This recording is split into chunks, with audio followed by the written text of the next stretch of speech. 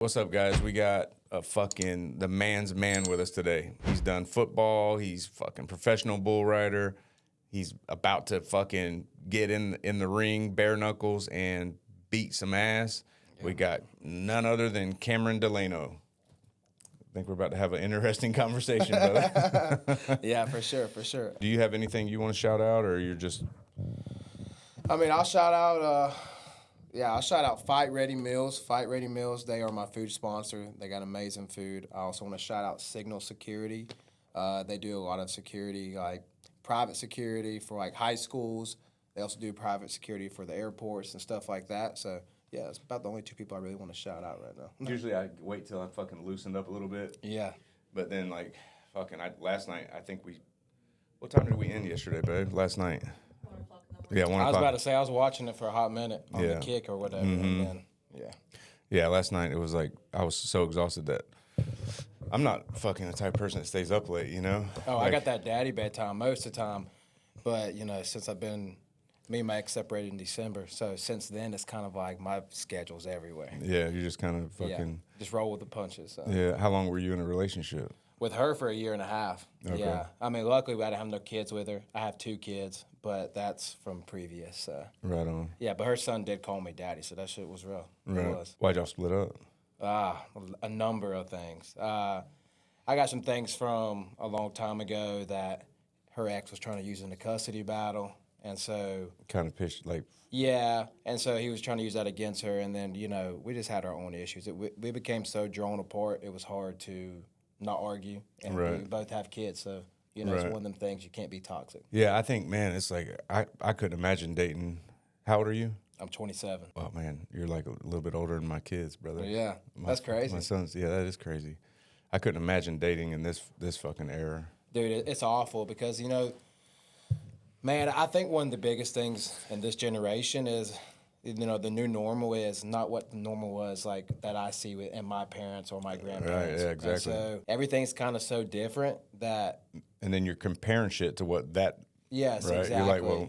It's like, why does everything got to be compared? Or, someone sees something that maybe you don't have, or they might see a pro in somebody, but then they forget about all the pros in you. So right. It's one of them things like this generation and social media in general has made it the next thing. Like, it's so easy to just go replace somebody that people don't value the love. Like, right. The word love is so different nowadays than I remember. Yeah, imagine, I mean, you're living it, but I couldn't imagine, like, competing with, because, like, we've been together since we were 15 years old. I know. And back then it was like the only way one of us could get attention was like if a person that we interacted with was beside y'all. Right. Correct. Now it's like people can fucking hit up DMs, people can Social like every media. picture, Yeah. And if a girl's like, oh shit, this guy's liking all my he's handsome. Yeah. That's fucking over. That's what's crazy. I had 1 million followers on Instagram and didn't follow a single female back. Because that's just me. Out of respect, maybe? Out of respect. Yeah. Well, it's just me. Like, I'm very driven in my ways. Mm-hmm. And when I have my person, it's my person and that's it. Right. And I blew up on Instagram. I had like 1 million followers or right under it. And I followed 153 people back. Now, when we broke up, I followed a lot of people. All of them. Yeah, but... You started going through DMs? Yeah, I did. Yeah. Oh, yeah. So it's like... But then again, I know a lot of time, then people are just trying to message me for the wrong reason. Oh, for sure. So... Typically 100% of them. Yeah. So it's like, it's one of them things I don't really entertain. So, like, how, because, like, my kids, my son is 21. Correct. My daughter is 23, 24. And then my brother, which he's like our son because we raised him since he was 1. He's 27. She's over there holding him up. 1, 2, 3, 4. And all of them have been in. They're all following our footsteps. Yeah. My son's a little, like he's gonna get his shit together. But my daughter's been with her boyfriend since she was 15. They're married. Good. They've got a kid now. It's hard to find nowadays, especially that age. Yeah. My brother's been with his girl for 5 years, 6 years, right, babe?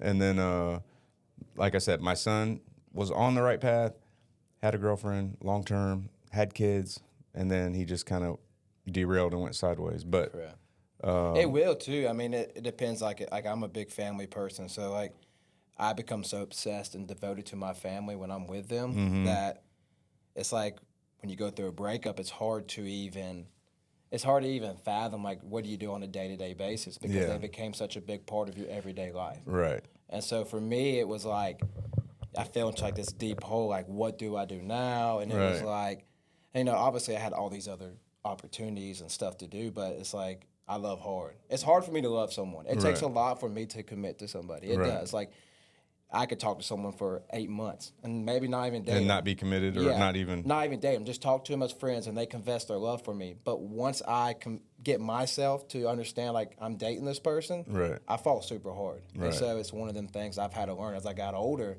You can't do that as much, especially not in this generation. Just fucking... Yeah. I truly believe, like, it's one of them things I kind of go back and forth on. Like, if you do too much for someone, they won't appreciate it. To a degree. No, that's facts. And so I've realized, like, when you do everything in the world for somebody in every single way, it becomes the new normal for them. And they just expect it at that point. Yeah. And so it's one of them things I've had to learn to, you can't go all in from the get-go. Just dial it. Yeah. You just got to learn how to give and give and take. Because if you're the only one giving and not getting anything back in a relationship, it's going to go downhill real quick. Yeah, for sure. So how does a person date today? Man, without fucking how social do I date? media. That's the point. Like, so I think the problem is now everybody's okay with, like, the whole guy friends, and girls are okay with the whole, like, this is my guy friend. Guys are like, this is just a girl, just a friend I've grown up with. Right. Oh, it's my best friend. He doesn't look at me that way. Come on, bro. It's like, come on. Like, okay, so unless he's gay, he wants to fuck. And even if he's gay, he probably still wants to fuck. If we want to be honest about it. Like, he'll say he's gay, he's probably actually bisexual. Yeah, because these days gays are different. Yeah, you get a little alcohol in them, next thing you know, y'all sleeping together. Right. So it's one of them things, like, man, and you'll get a lot, I mean, there'll be a lot of people that will hate on me for this, and I really don't care. But when I get in a relationship, the first thing I say is, I don't do guy friends. I just don't. For me to be happy as me, and it's okay if people out there do it. Yeah, if you can't deal with it. But for me as a person, for me to be happy in a relationship, I can't do the guy friends, because I got to know, like, I know how I love, and how I love is you're the only girl in my life, obviously other than family, but you're the only female that I love in that way, and I cherish that. And I'm going to make you feel like that you're the only girl in the world, so I need to know that I'm the only guy that you think that exists in the world as well. And not in a controlling way, but in a way that, like, I know I depend on you and you depend on me. Like, we got to love each other the same. And so I think that's so hard nowadays, because people in relationships are just so okay with, well, I'm just going to go hang out with this guy, or I'm going to go hang out with this girl. And they're like, oh, it's just a friend. Like they're like, oh, nothing's going to happen. Right. And usually 4 or 5 years down the road, stuff happens. And then they're like, they get mad and blame it on the guy, but you got to take responsibility that you allowed that to happen. Right. To a degree. Yeah, bro, listen, we've been together 30 years, and it would fuck me up right now if my wife said, I'm going out to the club tonight with my girlfriends. Yeah. I'd be like, without me? That's the place you don't go without me. Yeah, you don't fucking drinking alcohol and, hey, I'm not going to drink. Everybody does. I wouldn't. I would be fucked up about it. Correct, yeah. It would cause a yeah, I don't even know what I would do, bro. Because you don't know. Because you wouldn't know how to handle it. Yeah. That's just the way I am, I like to think I'm not insecure, but at times I get insecure, even after 30 years. I'll be the first to tell you, people are always like, this is what's crazy. People are always like, how could a guy like you be insecure? Mm-hmm. Like, you meet several different needs. And I'm like, I just am. Just because I know anything can happen. You look at 99% of the time when a woman cheats on you, it's with a guy that's not even on your level. Period. Or a girl cheats on a guy. It's on a guy that's not even on her. Like, it's vice versa. Facts. That's facts. You know what I'm saying? And so it's never an upgrade. And never is. And if it is, I mean, it's power to him. But at the same time, it's more like there's always a reason. And I think in today's time, people are like, oh, I didn't get enough attention. But then they'll use that whole, well, it was okay for him to have girlfriends and okay for me to have guy friends, but you're worried about attention. Like, there's so many different factors nowadays that it makes you almost afraid to date. Yeah, because it's like you don't know how honest someone is or how true about what they want. Like, they could tell you, yeah, I want that, but is it really what they want? Once they get into it, they might be like, this isn't what I wanted. Like, so Man, I feel like in my age, it's almost like, I got my little girl and I got my little boy. My little boy's 3, my little girl's 5.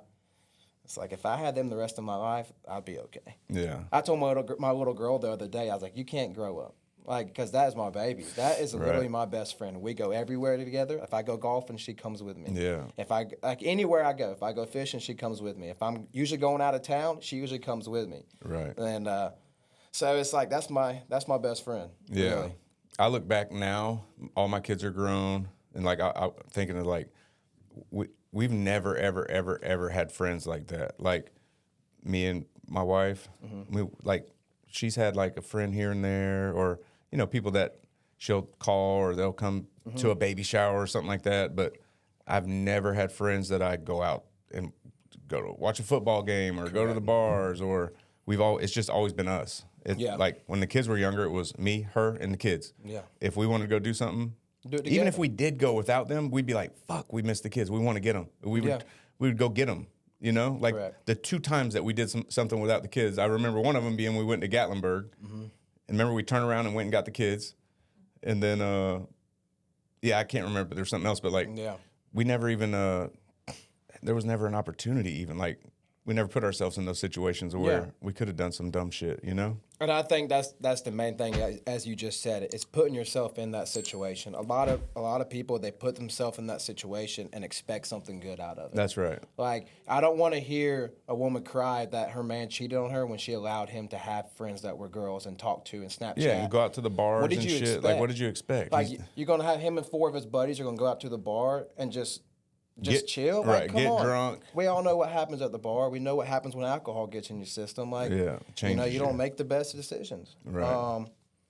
And so it's, man, I could go on and on about dating in today's world. But at the end of the day, I'm a very big time family person. Right. So it's like if I can't have a woman like that, I don't even care.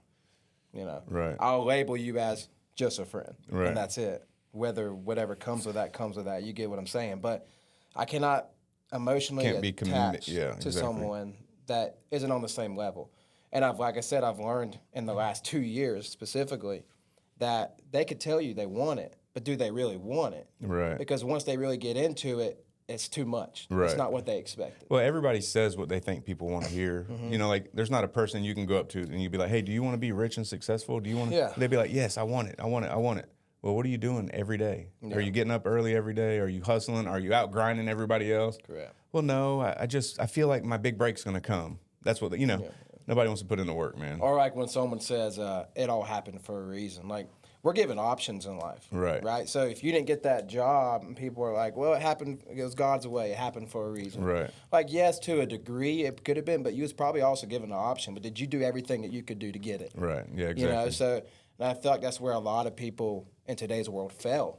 You know, like I have failed thousands of times before I got to success. Right. So it's all about how many punches can you take, how many times are you going to hit rock bottom until you can keep going. If you keep going after you hit rock bottom, I can't tell you how many times I've been here. And it's like, but the thing about me is I never quit. Right. And I kept getting up. I kept trying to say, okay, I'm going to be something that I promised my kids. And I grew up super poor, super poor. Yeah, same. And I remember like my mom wondering what we was going to eat for dinner growing up, and calling my grandparents, and my grandparents bringing something over. You grew up a single mom, or might as well been. Right.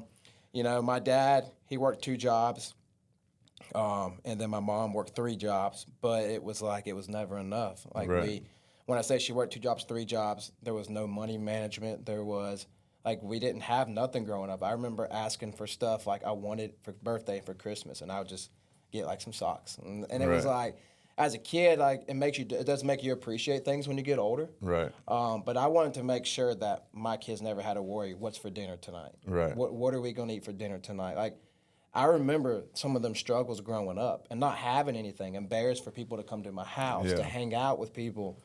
And I was like, I'm going to make sure that I give my kids a life that they don't have to worry about that. And my little girl's very respectful, very well-mannered. So you can still raise a kid and spoil them and teach them manners. Right. And so it's one of them things people are always like, well, you can't spoil them because they become brats. Right. But if you have discipline and you still provide for them, it's 2 different things. Yeah, I agree. I think sometimes you think, like, if you give your kids too good of a life. Yeah. Because, it was my same concept. It was like, I wanted my kids to, first, like, I didn't ever want my kids to know what it felt to be like around an alcoholic or, you know what I mean? Or around a parent that was in and out of jail. I failed them a little bit on that. You know, I did fuck up a lot. Oh, I'm right there with you. But, I've been to jail several times too. So right. I But understand. but then it's like you give your kids such a good life that now that they've never been through any adversity. I'm not saying my kids are your kids. I'm saying in general. You know, I've seen, because like all the very successful people I know You learn. went through a whole shit ton of adversity. You know. Trial and error. That's the only way I've learned in my life. And I'm a very stubborn person, so I usually find out everything the hard way. Yeah. And so it's like, if I don't find out the hard way, it's going to be hard for me to learn from it. You could tell me something, Right. but Same until here, I man. see it, Yeah. until I feel it, it's like I'm not going to know. Yeah.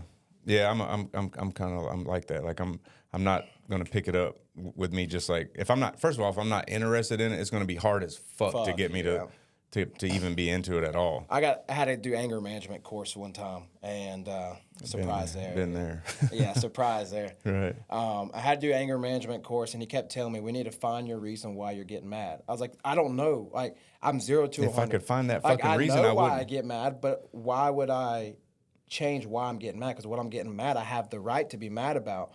But maybe I shouldn't get to that level. And he's like, okay, well, when you feel yourself getting to that level, you got to find something. I'm like, I can't. Like, Yeah, once you're to that level, it's like, how the fuck? What do you want me to do? That person clearly doesn't have anger problems. You know what I mean? He doesn't. Yeah. Because like he doesn't understand. it's like somebody telling an alcoholic like, just don't open the beer. That's all you got to do. Yeah, it's okay for you to go to a party. Just look at it and walk the other direction. Yeah, or just have one sip. It's like, yeah, I can't control myself, motherfucker. Yeah. Yeah. So I feel like, you know, when I kept dealing with that anger management, I just had to learn. I had to learn, like, okay, punch a wall, broke my hand. Don't punch the wall again. Right. You know, I had to learn, like, I hit a window, hit a car window, busted a window, got arrested. So it's like you learn through trial and error. Right. And that, to me, you know, some people don't. Some Right. people learn by saying, hey, this could happen if you don't stop, and they stop. Yeah, there's definitely people like that. Yeah, but I'm not like that. Yeah. And I'm the type of person that I have to learn through mistakes I've made. And if I don't learn through the mistakes I made, I truly don't. You know, there's a lot of things I would have loved to change about my past, right?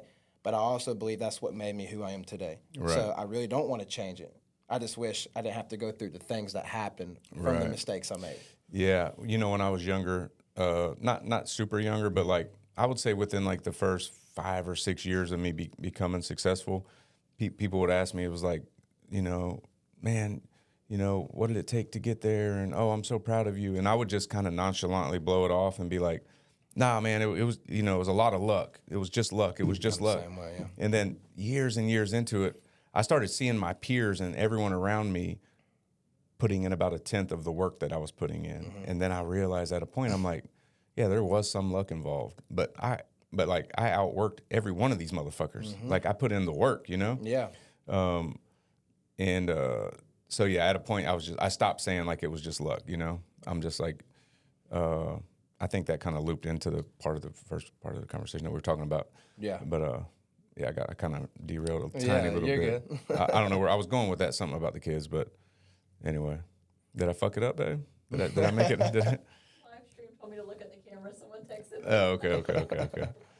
Yeah, I truly believe, you know, like even with my business, I run a contractor business as well. We lift up foundations on homes, right? And it's one of them things, I know I get paid by how the less days I'm there, the more money I make. That's right. Right? So my workers, they get paid by the hour. So when we're sitting they don't underneath, care if it takes when we're underneath the house, they're like, come on, let's just finish this tomorrow. Like, no, like we're going to finish this today. And, and I truly feel like that's where you become a good business person. That's where you become a good person in life in general, is knowing that you don't get paid until the work's done. Right. And that's not just in my business, but that's everything in life. Like any success or any route you take in life, you're not going to get the gratification that you want until you reach that level. Yeah. And so, until you put the work in. Yeah, and even then, you should always have another goal above that. Like obviously, you know, I didn't think I'd be where I am today, right? Did you graduate high school and college? Yeah, I graduated high school and college, yeah. I never would have thought, but that's another thing. So I can go back to that. I got injured in football, was 22nd in the nation as a running back, right? Committed, and then messed up my neck. Came back home, didn't know what to do, right? So I sat at home for a month. Actually, I didn't even go sit at home. I went hunting in the woods. I would go hog hunting every single day, and I stayed away from my family. I played football for 16 years straight. I thought That was your identity. Yeah, that was Right. all I knew. Right. And so when I came home, it was like, what do I do now? And then I had to talk with my grandma, and my grandma was like, Cameron, you can't be doing this. Like, I went off a deep end. Right. Because I didn't know what else to do at that point in my life. You know, I was 20 years old, and I was like, this is all I know. Right. And I've been playing since I was 4.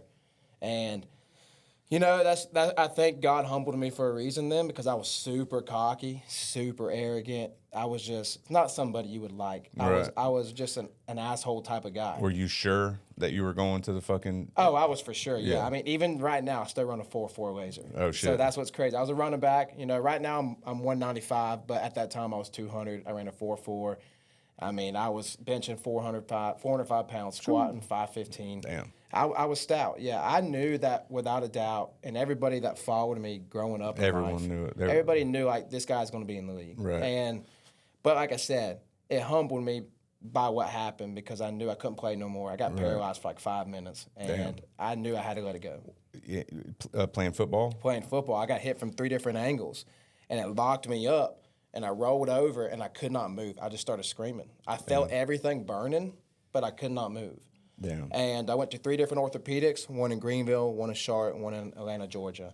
And they all told me, quit playing football. Your neck's in bad health. Like, you know, you're supposed to have a natural curve. Mm-hmm. They said from all the years of football, my neck was starting to go back from whiplash. They said every time you got hit, it was like having a case of whiplash. Right. And I used to love to hit people. I was a dual threat back, so I was a speed and a power back.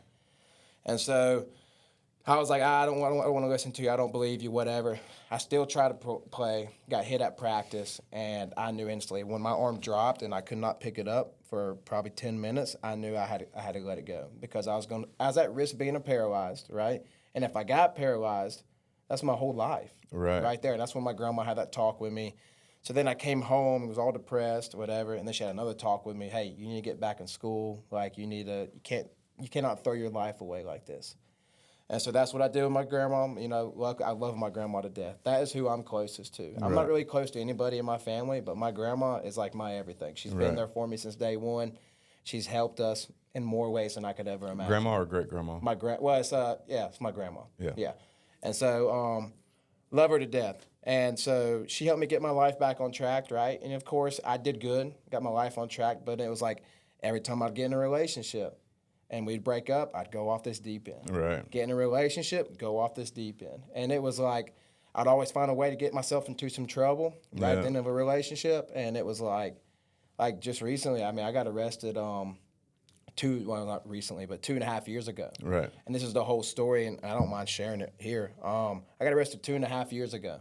Me and my ex broke up with my son when he was 2 months old, right? I'm a big family person. Right. Did not see my son for several months because of that, because she was just spiteful. Right? Wonderful mom. She's a great mother, but she's not someone like when you get in a relationship with that she's very spiteful. Right? And so we went to court. Went all the way through mediation. She would not give me every other weekend for nothing. And so I was like, let's go to trial. And so then my son got sick with RSV, right? I showed up at the hospital, and I was like, hey, look, I'm here because my son's here. I didn't even know about it. My cousin had called me and was like, hey, you know Tucker's in the hospital. And I was like, what? And so I showed up to the hospital anyway. Right. And we ended up getting back together, dated for another 8 months. And I'm talking about I did everything in the world to try to make that work. Right. And this was, my daughter's by a different woman. Right. My daughter at the time was, probably 3 years old. And my son was 2 months, got back together when he was 8 months old, dated another 6 to 8 months. So he was like 1.5 years at this point. Right. I mean, I had a camera in my house watching me sleep. I'm talking about everything to just try to make my life, make it where I had a family. Right. And didn't work. We got into a huge argument, and I was like, I can't do this anymore. I drove all the way back up from Charleston, which is 4 hours from where I lived, just to have not Valentine's Day, just to have Halloween with her. And she shows up at my house at 8 o'clock at night, and we had plans at 6:30. And I was like, how are we gonna go trick or treating now? You can't do that no more in today's time at 9 o'clock at night, 8, 9 o'clock. And so we got into a huge argument. She drove off.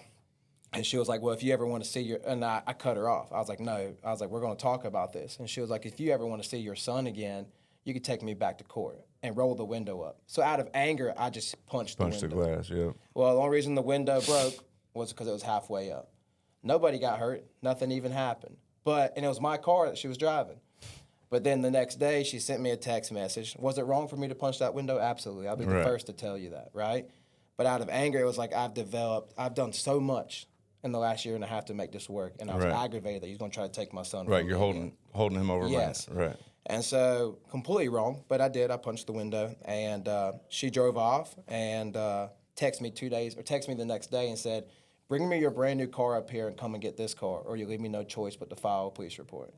And I was like, okay. I was like, if you want it, come get it. The keys are in the middle console. She's like, no, you bring it up here. I was like, I can't. I already left to go back to Charleston to work. And so I'm going back down there to Charleston. I work for 2 days, come back home, and I'm sitting there working on my own house because I was building a barndominium for myself at the time. Right. And I see a detective pull in. And that's when he told me, he's like, nobody's under arrest. He was like, she just wanted a report so she could take it to court. He's like, but in the state of South Carolina, she signed a paper saying, I do not want to press charges. But since she filed a report, and my son was present when it happened, she said the state picked up the charge. So it's me versus the state. Right. And so I've been dealing with that for a long, long time. Dealing with it? Yeah, still dealing with it. And that's what makes it look bad. Obviously, like I said, I punched the window. And I told them that. I told the detective that. Yeah, I punched the window. I told him the whole story, just like I told you. Right. And I showed him the text messages and the stuff I was dealing with, and he was like, dude, I get it. Right. He's like, I can see why you went crazy. Right. He's like, but I still got to put this in front of a prosecutor, blah, blah, blah. And so that's been held over my head for a long time. And like I said, I learned from that.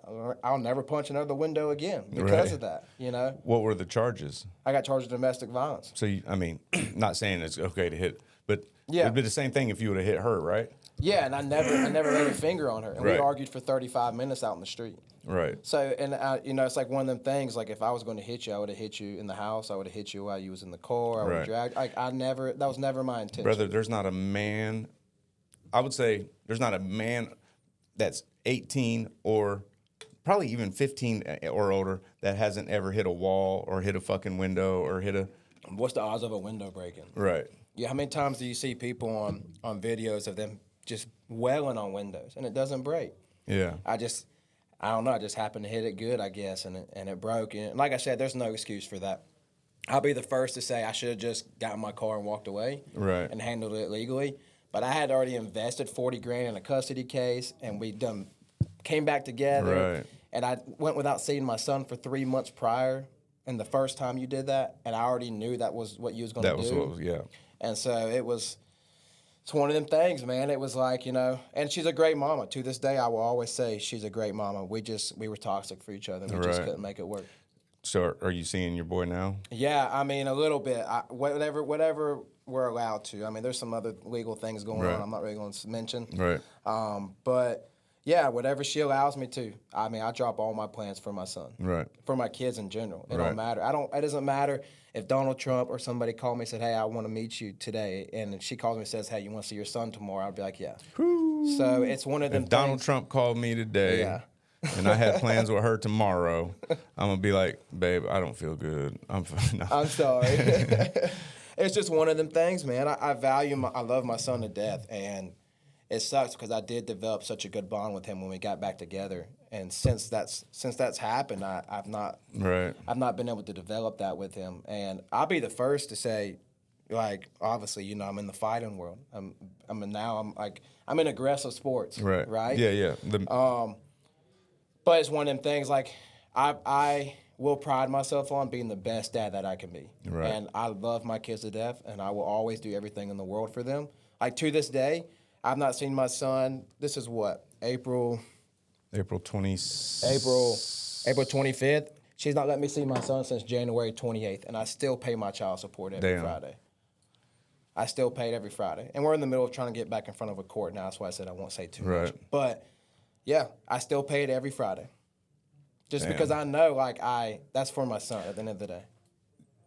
I know you said she's a good mom, so I'm not trying to get you to talk shit about her, but do you think is there an, I don't want to, if you said you're going to court. She's a good mama as far as I don't have to worry about if my son's not with your taken kids, care of, right?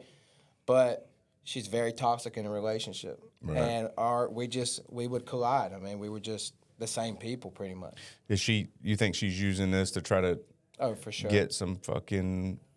She's definitely using it. I blew up around the same time on Instagram right after that. Right. And so she's definitely, I would say personally, I feel like she's using a lot of, Cameron's gotten a lot of exposure. And she knew the only way that she could move on was if she never had to talk to me. Never had to see me, never had to talk to me.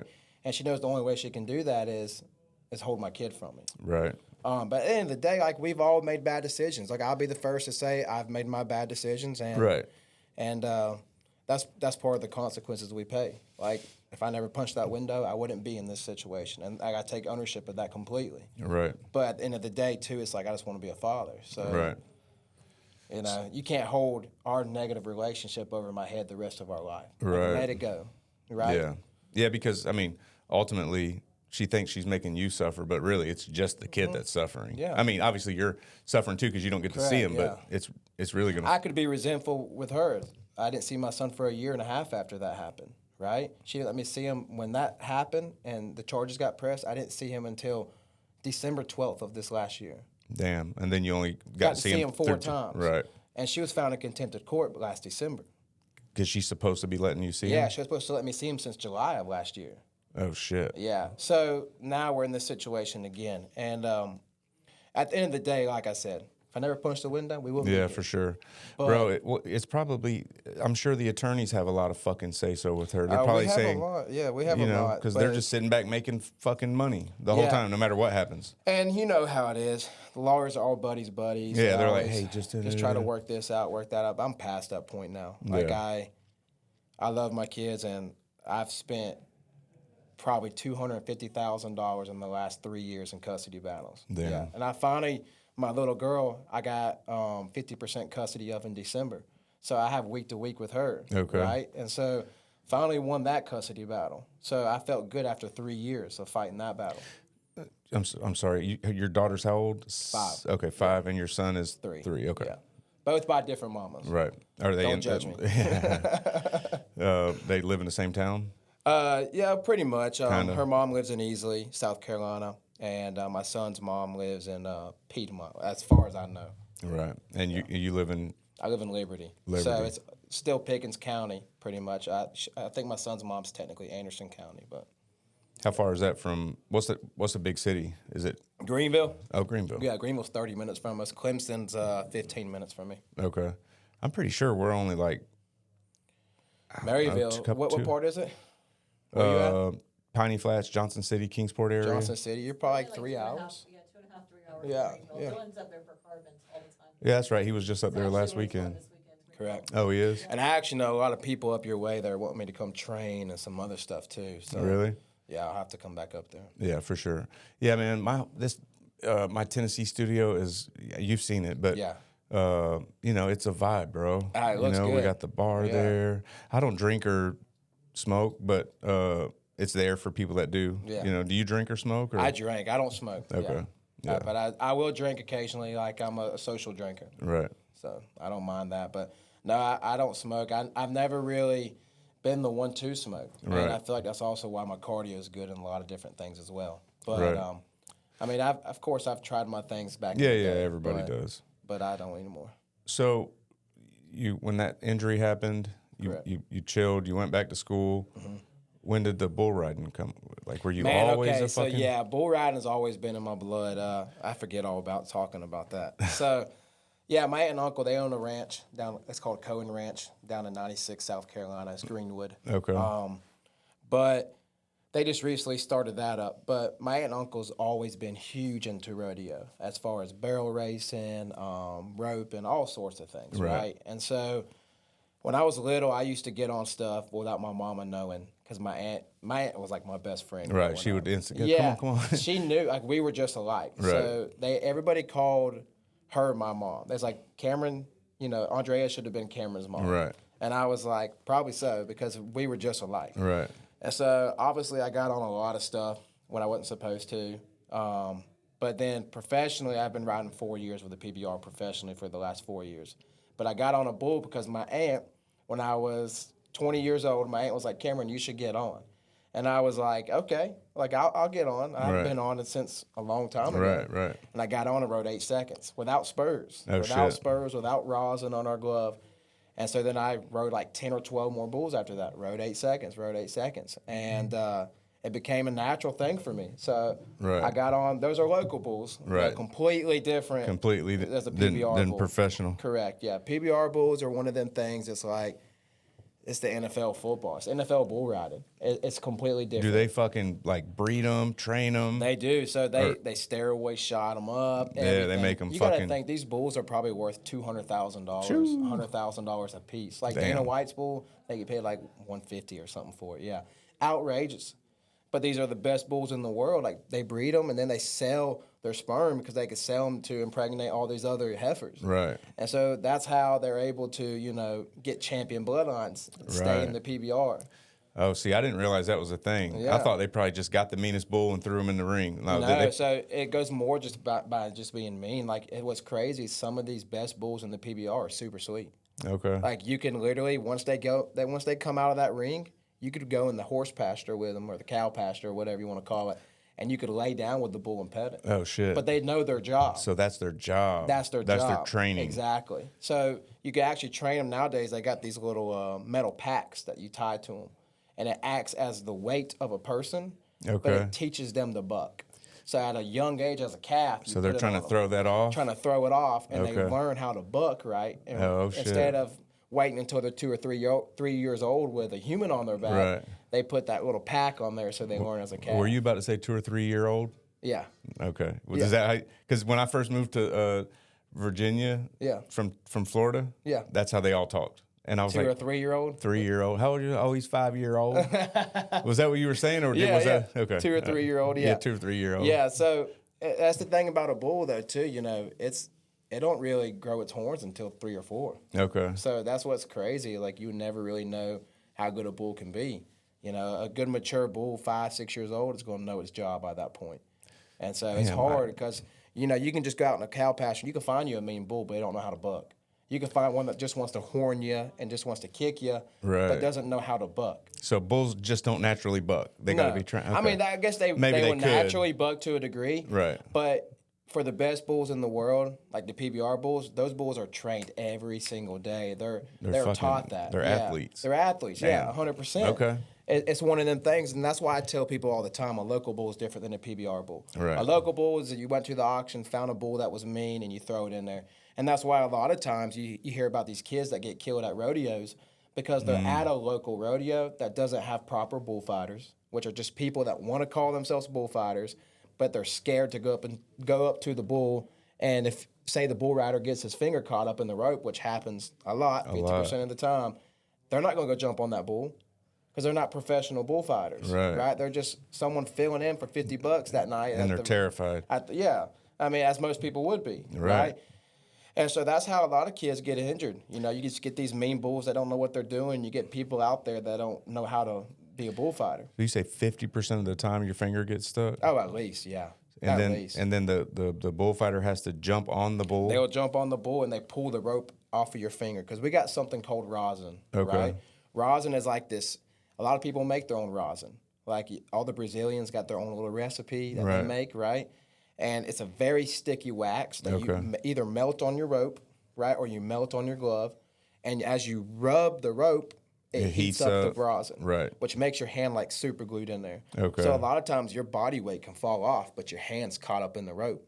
And no matter if you're trying to release your hand, it can't. 'Cause Right. It's all matted together. And is the glove like buckled? We tape it. We tape it pretty Oh, much. so it ain't just Yeah, it ain't just gonna pull off. Damn. Even some people don't tape it, but even if you don't, like your fingers are caught up in that Right, rope that you right. can't.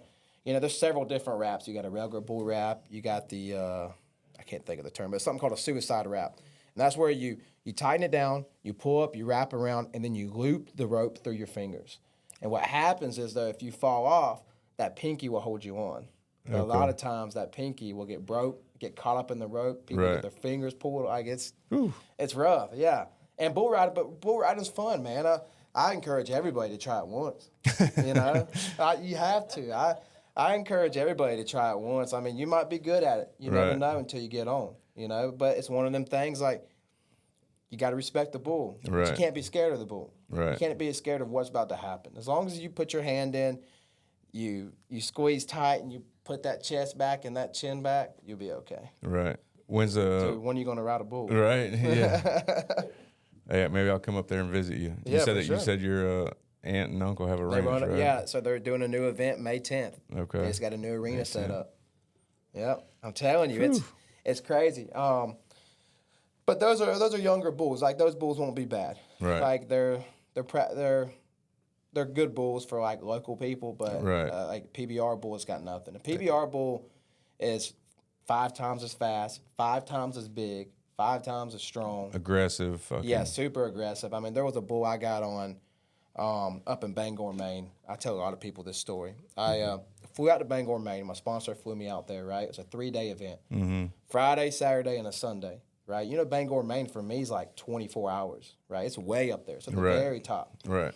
And so I get there. It's a Friday night. The bull that I ended up getting in the raffle was number 3 in the world. Big old bull. His average time was like 1.9 second, which means like his average buck off time Right. was 1.9 seconds, right? So I got on him, and I was thinking like I was good. Like he was so big that he was hard to put my legs on and hold on to. Right. And so it was one of them things like right when that gate opened, I thought I had him good, and I came down as he twisted, and it smacked me in the face. And I'll put a picture. What part of him smacked you? His head. Oh, shit. Yeah, his head smacked me. I mean, I have a helmet on. Right, right. Right? But it's a titanium face mask. And he hit me so hard, he dented the titanium face mask. True. And so when he hit me in the face, it naturally will just cause your body to kind of like, whoa, like Right. that. While I was in the air above his back, he was able to turn his body around, hit me in the chest. I'm still in midair, and I grabbed him by his horns like this, and I ran into the ground, right? Oof. He bulldozed me to the ground. And you got to think, PBR, we ride in big stadiums. So what they do is they bring all that dirt in on top of a concrete slab. Okay. So it's very hard. You know, that dirt's only that thick, and underneath it's concrete. Right. You know, with the ground on outside arenas, that ground's got some dip to it. You'll put a dent in the ground with the Right. soil, you know. So when I hit that ground, my head bounced up. He stepped all over me. They got him off of me. Luckily, he could have killed me, but the bullfighters did a great job. They got him off of me. That was the closest I've ever been to getting knocked out. I went to go stand up, and we was in a big arena, and I knew there was a gate to my right because I started seeing stars. Right. And I was like, I'm about to pass out. But then he was like, no, we got to go to this one because they have a bull alley that they run the bulls back into that go behind the chutes, and it separated the two areas, right? So the fact that it separated the two areas, the doctor was his office was on that side. Okay. And so they walked me over there, and I felt just cold rushing down I could just feel it. I took my helmet off and went like this, and I had blood covered all over Oh, me. shit. Yeah, and so I knew instantly I split my head open. So we're back there, and they're looking at it. It was gashed probably 5 inches or so right here on the top. It was gashed probably about 1 inch wide, and they said, well, you need stitches. You probably need about 9 or 10 stitches. And I was like, okay. I was like, but if I get stitches, how does that work for tomorrow night? I was like, this is a 3-day event. Right. I didn't come up here for nothing. Right. And they was like, well, you got 24-hour protocol, blah, blah, blah. And I was like, glue it. I was like, just glue it back together. So they had one doctor squeezing a tube of glue and the other one pinching. Pinching it together? Yeah, and he pinched it together, and he's like, do not get a shower the whole time you're here. He's like, because if you do, it'll loosen it up. Right. So my whole head was matted together, and I got a picture I'll show you in a little bit. Okay. And he glued it all back together. Saturday I came out, rode like 4 seconds on the bull, got thrown off. And then the third night I came out and got thrown about 15 feet up in the air and landed straight on my tailbone, chipped my tailbone. Oh.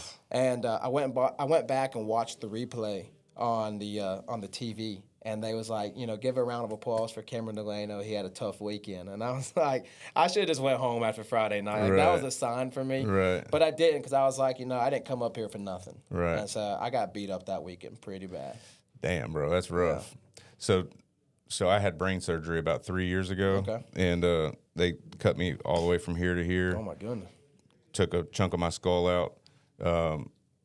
So now, 3 years later, you can't tell right now because, I got my I hair was about all- to say, you got good hair.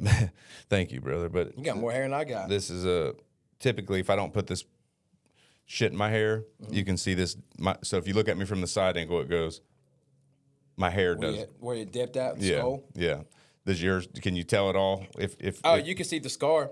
I'm going bald though, so if I cut my hair off too much, y'all gonna see how bald I am. Right. But, yeah, you can see the scar. You can see it from here to here, and then this ear. You see this ear? Yeah, I noticed that earlier. You see that? A horn went through my ear, split my earlobe. Oh shit. Yeah. So I was riding the bull, and it came out within 2 seconds. I came down too far. As he turned his head, he went to go hook right, and I was already to the right. And as I came down, his horn went through my helmet, hit my ear. Right through the opening? Yeah. Well, I have an ear pad and stuff on. Okay. But it went through it. Like he broke my Oh, helmet. went through the fucking helmet. Yeah, split the helmet. Hit me in the ear. And if you look, see that scar? Oh, yeah. I got a scar on the back. Right there. Yep. Stabbed into me. Holy Stabbed shit. into me. And so I right when you hit me in the ear, I already knew. I just kneeled down and was just like, damn, did this really just happen? Because 2 months before that's when I split my head open. So I was like, did this really just happen again? Like that's all I could think about. Right. I took a big deep breath. I had a white shirt on, which is stupid to bull ride in. Right. And it was covered in blood all right here. And that was a local event I had went to, right? And so I went to a bar called Steady's right after that. Went straight to the bar. That night. Yeah. Like, Literally like an hour later, I was Right. at the bar. Right. Packed my stuff up because I was mad. I was like, why the hell did I just get thrown off this bull at a local rodeo? Like, so I packed my stuff up, drove straight to the bar that was local to me that I know. And I sat down there. I was like, Cameron, like, you're bleeding. I was like, just let it bleed. Like, I tried clotting it, and Right. it wasn't doing anything. So I just had to let it clot up and just do its own thing. Right. And I'm sitting there at the bar, and I got me a Crown Apple and Sprite, and that sucker's just bleeding all over my shirt. And they came up there and gave me a rag, and I was like, it ain't going to do anything. Like, every Right. time I go to clean it, It it's just bleeding crosses again. at the start again. Yeah, so it split my earlobe in half, and he stabbed me in the back right there. Like, obviously, it didn't stab me too bad, but it went in probably half an inch. Like, Wow. he stabbed me good. So what is it? Was it a fucking? Because at that point you were a professional bull rider, Yeah. right? Yeah, so it pissed me off. Yeah, that's what I was saying. It was kind of Yeah. like, all right, it's like a fucking professional NFL player getting beat by a fucking by a college team. Yeah, on or a something. 7-on-7 or right, something. Right, Yeah. right. It's like, oh man, come on. It was like, I was like, what the fuck? Did I really just get thrown off this bull and then just get hurt again after I just got hurt 2 months ago? Right. And so it was like, it was more frustrating to me. And I was going through a rough patch there. As every bull rider does, you'll ride a lot, then you'll fall off a lot. You'll Right. ride a lot, then you'll fall off a lot. And a lot of that is because of injuries. You'll get an injury, we try to toughen it out. It gets another injury, makes Yeah. it worse, until you get to the point where you're like, okay, I got to let it heal. Right. And so, yeah, that's what really pissed me off about that. I've had my jaw fractured. I've been smacked in the face so hard that it literally got hit twice. As I came down, he smacked me in the face. And as I was in midair turning around, he turned his head around and then smacked me again in the middle of the air. Yeah. Jesus. And I got up and I was like, man, my jaw like feels out of whack. I could not bite down for several weeks. I couldn't bite down. I was like, my aunt's an orthodontist, and I was like, you know, is my jaw fucked up? And she was like, well, it's probably definitely fractured because like when I was trying to bite down, my jaw would shift. Right. Like my whole teeth alignment. And she's like, just leave it alone so you don't get locked jaw. Just let it kind of go back into its natural thing. And so that's what I did. After about 3 or 4 weeks, it started feeling better. But it probably took 2 or 3 months before it felt normal again. Damn. Yeah. And I kept riding. This big toe, I got all kind of stories I can tell you. This big toe right here is pretty jacked up. You know where it bends at, like in your toe? Mm-hmm. I got stepped on right there, and it broke it in half, right? So I kept riding bulls with it. Didn't really care. A bull stepped on it. Yeah, Okay. yeah. Dropped a trailer on it first. Then a bull stepped on the same toe. Right. But I kept riding bulls. And then I rode one night, and I felt my toenail come off when I was riding. Oh, man. Like, I could feel it. You know, it was the whole toenail, too. Right. And I was like, I got off. I started limping. I was like, there goes my toenail. And they was like, nah. And I was like, yeah. And I took my shoe off, and it was only attached on one side. But where it was attached at was way back in the root still. Ugh. And so there's a video. I got a video I'll show you later, too. I took a pair of tweezers and just Oh, pulled it off. fuck that, bro. Yeah. That's the worst pain ever. Yeah, I just took it and pulled it right off. I was like, get rid of this toenail. Because, you know, it was just hanging there at that point. Anytime it got touched or Oh, twisted, yeah, it would be hurt. agonizing. Yeah, so I just pulled it off. I got a skin graft almost right here. A bull stepped on me, cut through my jeans and all, and took a chunk out of my leg right here. Yeah, got stepped on him. And then I turned around the road the next night and broke 2 ribs Jesus, over bro. here. That was a 2-day event in Holy Ohio. shit. That was a 2-day event in Ohio. I got stepped on, and there's a video I have of me limping as I'm coming out the next night. because I was like, I'm here for 2 days. Like, I got to at least try to ride the second night. Right. And yeah, that didn't work out too well at all. Cracked you on the other side. Yeah, I broke 2 ribs over here. Jesus. Yeah, I got hit right here. Well, got stepped on right there, but yeah. Have you ever been knocked out, though? No, I've never been knocked out. Never been knocked out in football. Never been knocked out in bull riding. Never been knocked out in the boxing. And so I feel like, you know, with this whole bare knuckle shit. BKFC coming up, I got a good chin. Right. I got a hard ass head. But I do have shitty head movement lately, and I think that's because I am a power puncher. Right. And definitely I got a lot of faith in my right hand, but I got a lot of faith in my chin as well. Right. So we're working on fight? head movement now. When's the fight? Can't quite say. Okay. Can't quite say. Okay. But we'll hint at June 21st in Texas. We'll hint at that one. We might hint at one coming up in Greenville, South Carolina. So Okay. there might be a couple more other ones, but yeah. Do you know who you're fighting yet? No. Because I've seen the videos where Yeah. they were teasing a. I do know I'll be fighting at 175. Yeah. Okay. And then don't know who I'm going to be fighting, but I do know they're going to try to put me. It's a whole category like Cowboys versus something else. So Okay. There's a whole lot more that's going to go into it. Okay. I can't quite say the details yet because it's not 100%. Mm-hmm. But I got them, BKFC, you know, the TKO. Right. TKO has already shown interest in me. You got TKO. You got Golden Boy. And then you got, you know, Matchroom Boxing with TKO. You also have MVP Promotions, which is Jake Paul's. Oh yeah, that's right. So Yeah. is the bare knuckle one? Which one does Connor own one of them or? BKFC. That's Yeah, what I he has thought. ownership in it. Yeah. Right, okay. Him and David Feldman are the owners. Okay. And so them, MVP. TK, you got BKFC, TKO, Golden Boy, you got Matchroom Boxing, and the Most Valuable Promotions. Okay. And TKO is the one that owns the WWE, owns the UFC, and I think they just bought out the PBR. I'm not sure. Don't hold me to that, but that's what I heard. Damn. So they're showing. TKO is, you know, Turkey, whatever his name is. Uh-huh.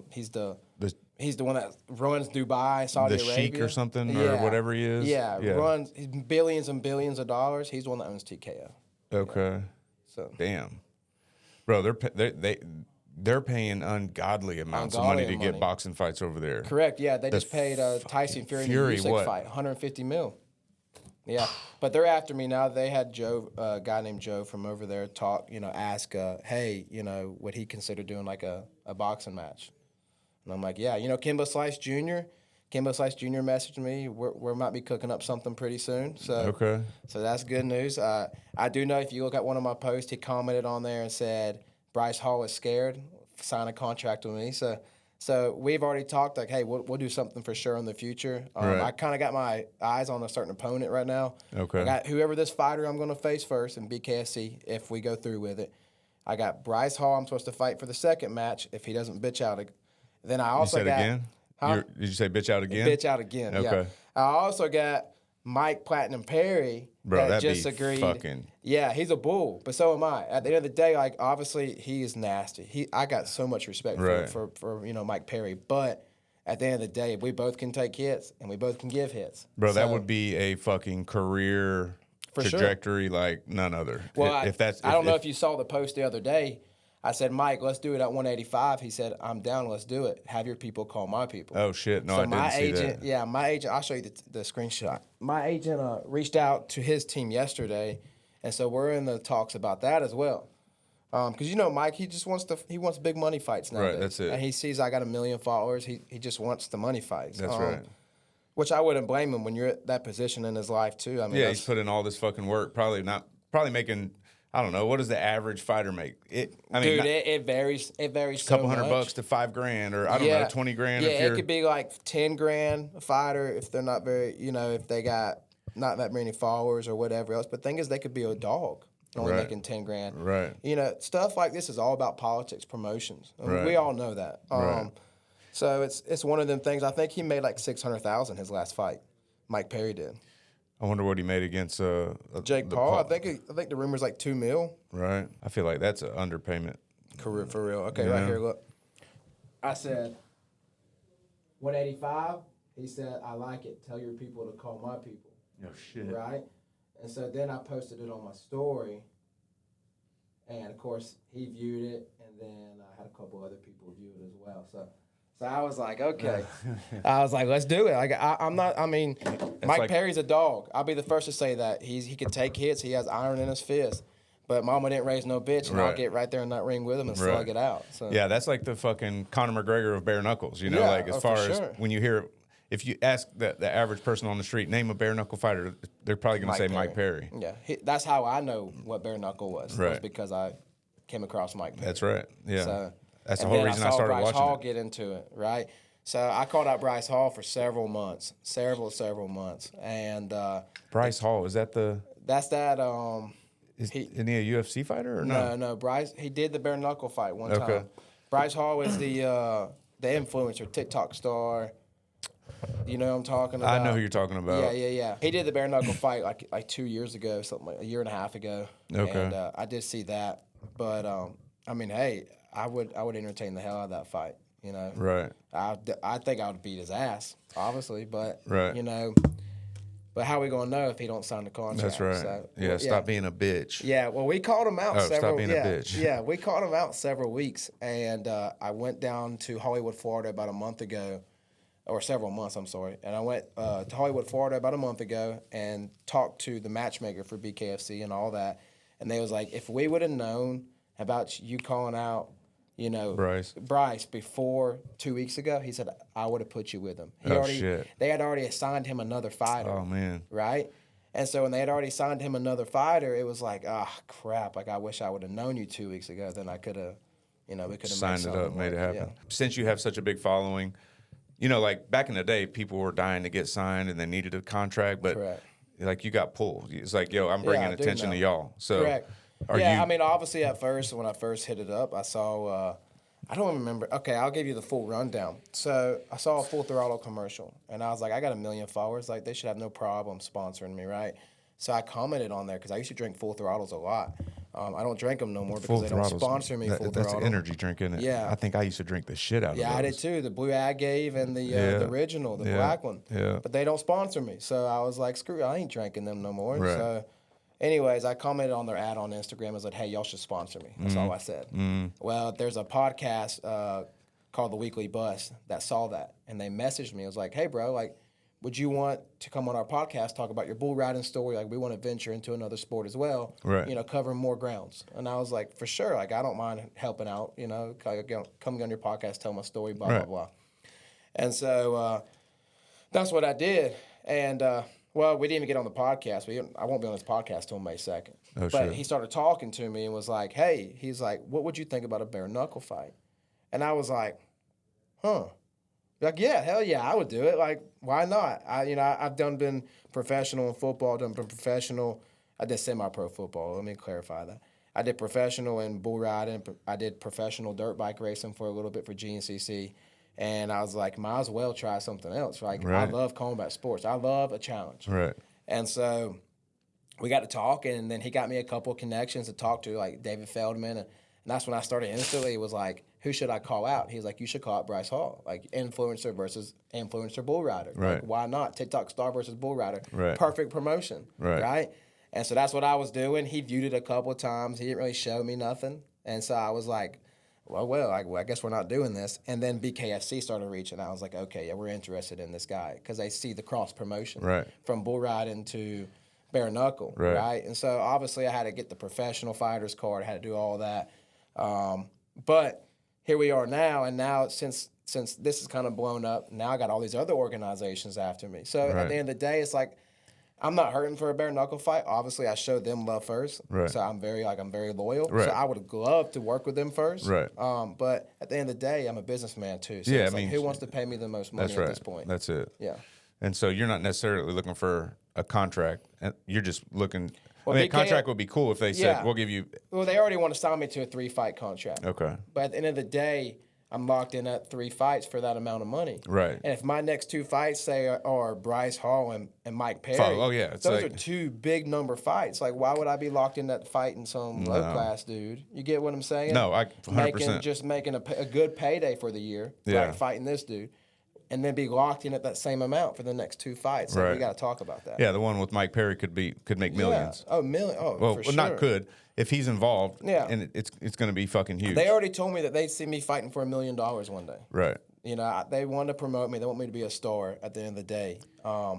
but it's all about who wants it first. Like I got another company trying to make an action figure after me right now. So it's like, it's like, what route do I take? I've been given a lot of good opportunities this last month to 2 months. Right. And it's almost like, I'm not going to be greedy, though. I'm not a greedy person. Right. I know where I came from. Right. Like we talked about. So at the end of the day, though, I want to get in that bare knuckle and have a war with somebody. Right. So it's like, it doesn't have to be millions of dollars. It doesn't have to be several $100,000 right now. But I know what I'm worth at the end of the day, and I know what I bring to the table. I know what I'm bringing to the fights. Right. Like that Texas fight. Who else? I'm the only bull rider that has connections like that in Texas. Right. Like, why would you not put me on that card? Right. Right? I could promote the hell out of it. I could sell the stadium out just because you're promoting that I'm there. Right. It'd be like me promoting a Greenville Stadium back home. Yeah, it'd be a wrap. Yeah, it's easy. And so, so we're talking about that. When's the Texas fight? June 21st. June 6 21st. weeks. Okay, 6 weeks. I got to cut 20 pounds in 6 weeks if I was to do it. I'll know more Monday. Okay, Monday. Yeah. So, brother, keep me in the fucking loop because I want to come watch. Oh, for sure. Yeah. That's the only sport I really, not that I'm saying like mixed martial arts, bare knuckle. That's all I watch. Yeah. I used to be a football fan, a basketball fan. What's but crazy, I don't even really watch football anymore. Yeah, I don't Football's either. been such shit since they got all these NIL deals, and people don't play from the heart no more. Right. When I grew up, it was like you played from the heart to make it to the league, Right. to make money. Now you can make millions. Before you even make it to the league, and people were just like laying back. Right. And NFL, they choose what games they want to win and choose what games they want to lose, and that's not me, man. I fought away from football. Really don't watch UFC. Every now and then I'll watch a UFC match. I'm not a jiu-jitsu guy. I like boxing. I watch boxing. Right. But yeah, so that's kind of the route we're taking. Obviously we've had some other like Muay Thai type places try to get me to come, but they don't pay enough, and also I'm not going out there and getting kicked. Right. I don't like that. So No. When I first started watching UFC, I used to get annoyed as fuck when they would go to the mats. Over the years, well, first of all, they've gotten better at not keeping it down there too long. Yeah. But, I'm all about fucking stand up and bang. Oh, you yeah. know? Oh, for sure. I'm all about a war. Yeah, same. And that's where you see how tough someone really is when they're getting punched in the face. Yeah, for sure. Man, I hope Fury comes back. I don't know if I think. Dude, I know he's lost twice to him. Right? Lost twice to Usyk. And that's just only 2 losses, right? Yeah. And it's like you got to redeem yourself. At the end of the day, I think he's just so defeated from them 2 losses. I know, man. Because you got to think in his life, his whole thing was nobody's ever going to beat me. I've never been beat. Right. Then he got beat. Then he came back with that same mentality and got beat again. I think it's just defeated him. Yeah, for sure. I don't think he wants to fight. I mean, the first fight, I thought he won. it was close. And then the second fight, He got his butt kicked. he got his butt kicked. Yeah. But I think his thing is where he's so big, and he shows himself training hard. And I'm not saying he's not training, but he's always had the size advantage over everyone he's ever fought.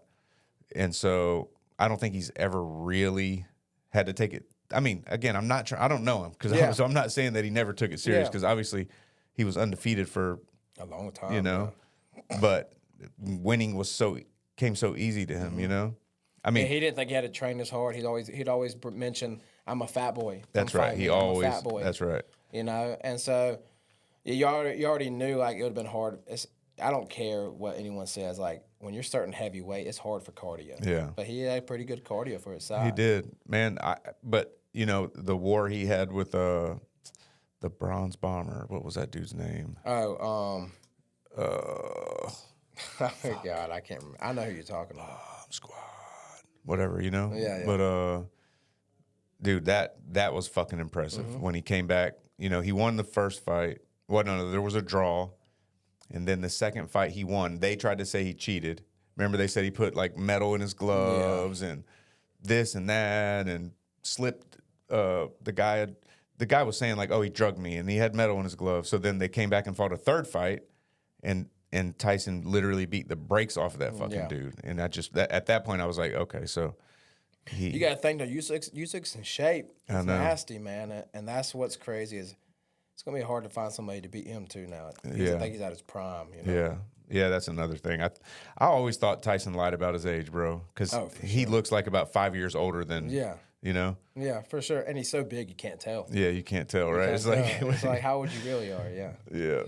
So yeah, you got people like that. I saw recently I Show Speed, I Speed or whatever his name is, just signed something with Turkey as well. So him and KSI both did. Oh shit. Yeah, Turkey posted about it. So that must be some big boxing promotion coming Yeah, soon. there has to be. But what gets me is, I mean, KSI dipped out on the Dalen Danis fight. So it's like what the heck? Like, you want to say because you didn't think you was going to be feeling well? Right. You had 2-3 weeks before the fight. You tell me, how long have you known when you don't feel well, like you get stiffed up, you get stuffy? Right. In a week, it's good most of the time. For sure. Right? Yeah. Don't blame that on your training and No. fighting. I just don't think he could make. I think there was a weight cut and he didn't make it. Shit, he's probably got so much fucking money. He's like, I'm not doing that. Yeah.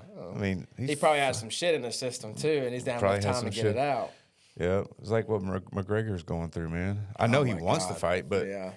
He's never going to fight again. Yeah. I love Conor McGregor, same. but I don't think he's ever going to fight. Like, I saw him in Hollywood, Florida. We spiked it up for a second, and then, he views some of my stuff here and there. But, dude, lovable dude because he's so high energy all the time. Charismatic. Fucking, Anything he touches blows up. Yeah, for sure. BKFC, he touched it, blew up. Right. His proper 12 he had, touched it, Out of blew here. up. Then sold it, and then went and made a Forge Irish Out of stout, here. blew it up. Top stout there is. So it's Yeah. like, you got to give the man his props. I mean, a lot of people don't like him because he says he's coked out or whatever else. But, dude, anything he touches, it blows up. Period. It promotes the hell out of it. Whether it's good promotion or bad promotion, hey, he still sells things. Yeah, I would say that.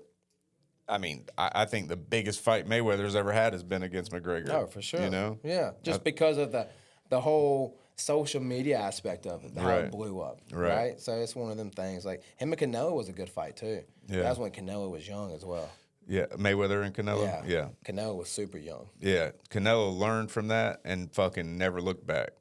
Canelo became a fucking beast. Oh, yeah. You know? Yeah. He did learn from that. And that's like the whole Jake Paul Canelo. Canelo's never going to fight Jake Paul. No. No. He's not going to fight it. And there's a big weight difference there, too. Right.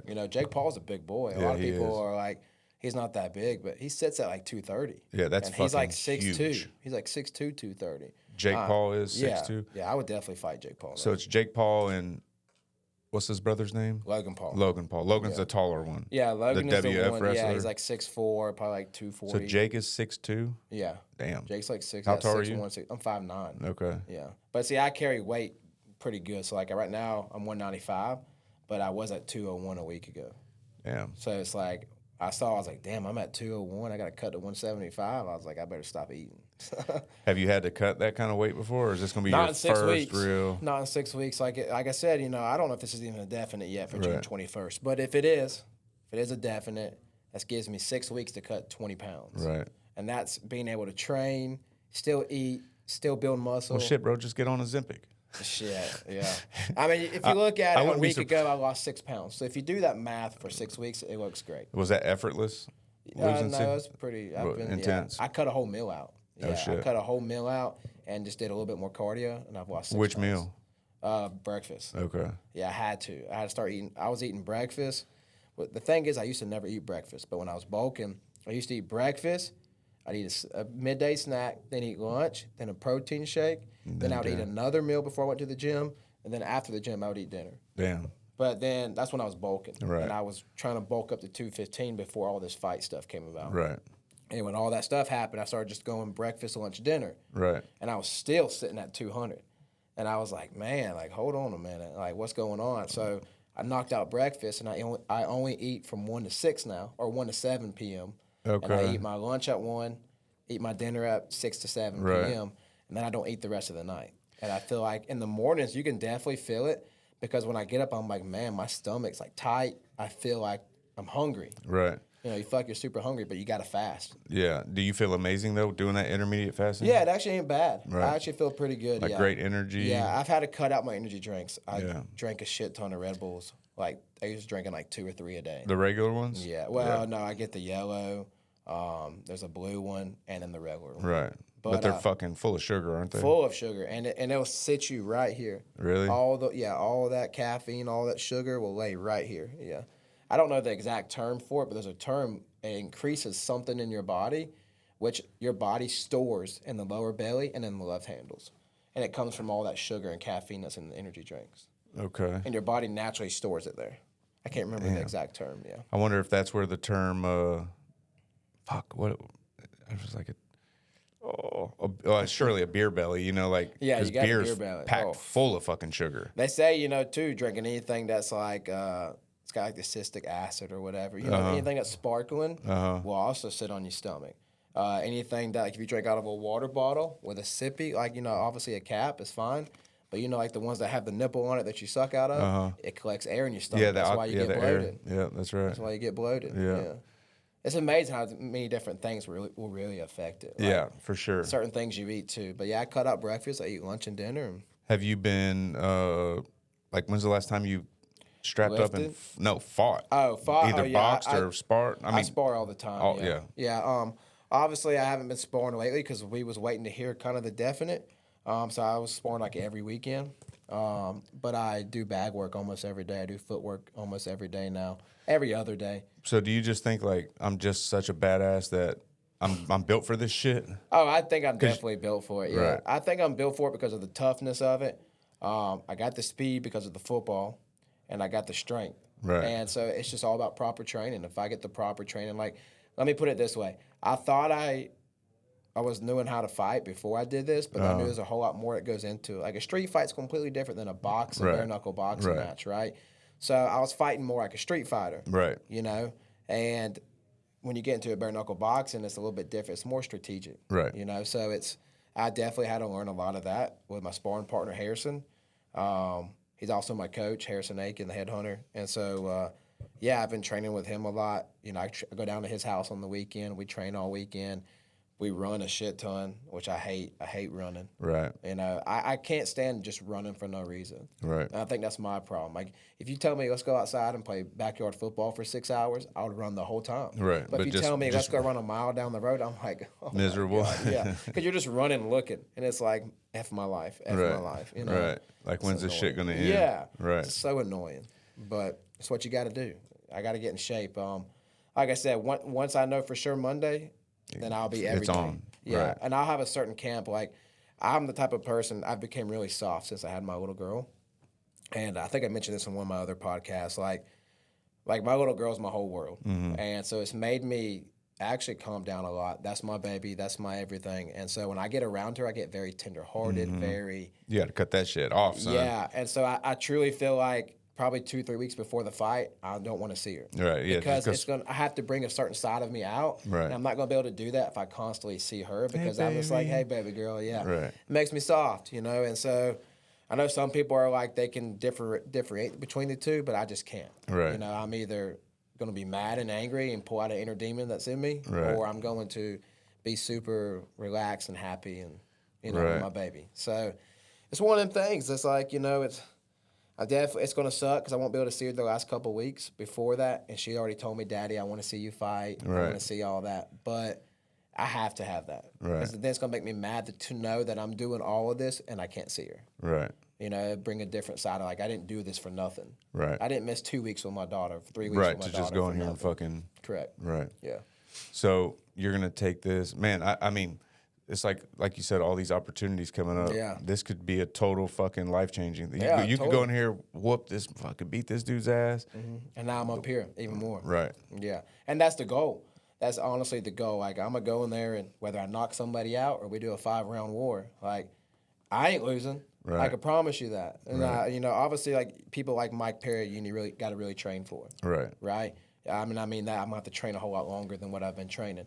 But I'm not worried about this dude they're going to put me up against. Right. Like, I mean, obviously, I'm going to train hard every Right. single day, like he But is he's Mike not. Perry. But He's not going to be Mike Perry. Right. And so at the end of the day, like, I know that I'm still going to come in there and with one goal in mind is one of us is walking out of that ring, one of us is getting up, and one of us is standing up. Right. And I'm not going to be the one laying on the ground. Like, I had too much pride for that. Right. I got too much behind me, too much of an image about myself for not just myself, but for my future goal, for me to allow myself to go in there and get messed up. It's not going to happen. Damn, bro. Yeah. Yeah. Hey, that's big talk, man. It is, yeah. I feel. I feel like you're gonna back it up. Yeah, I have to. And if I don't, then we'll come back and there'll be replays of this everywhere. Right. That'd be like Everywhere. asking me when you come out when you come out with this new product. Is there a chance that it's going to fail? Yeah. No, it's not. There's zero chances that it's going to fail. And you always have that in the back of your mind. It possibly could, but if you go into something with a negative attitude, you're going to get negative results. Right. You got to have some type of positivity. And that, I've learned that a lot. And just anything in life, relationships, Right. Workout goals, everything. You got to start somewhere. Right. If you don't start, it's not going to come to you. Nothing comes easy in life. You got to work for it. There's no plan B, brother. No, This isn't. is it. This all, is it. all or Yeah. fucking nothing. This is it right here. And that's why I said I'm so ready. I'm ready to get in that ring and be able to show people like, okay, yeah, this guy's an animal. And that's what I'm coming with. Right. So I was talking to a friend of mine who lives in Oklahoma. He's in the cannabis industry. And, my last name's Saylor, Sailor Made Podcast, Anchored Brand, Yeah. everything revolves around that. And he was like, man, I just heard a quote, or it was something about something that happened during a war, and they were coming in on the ships, and the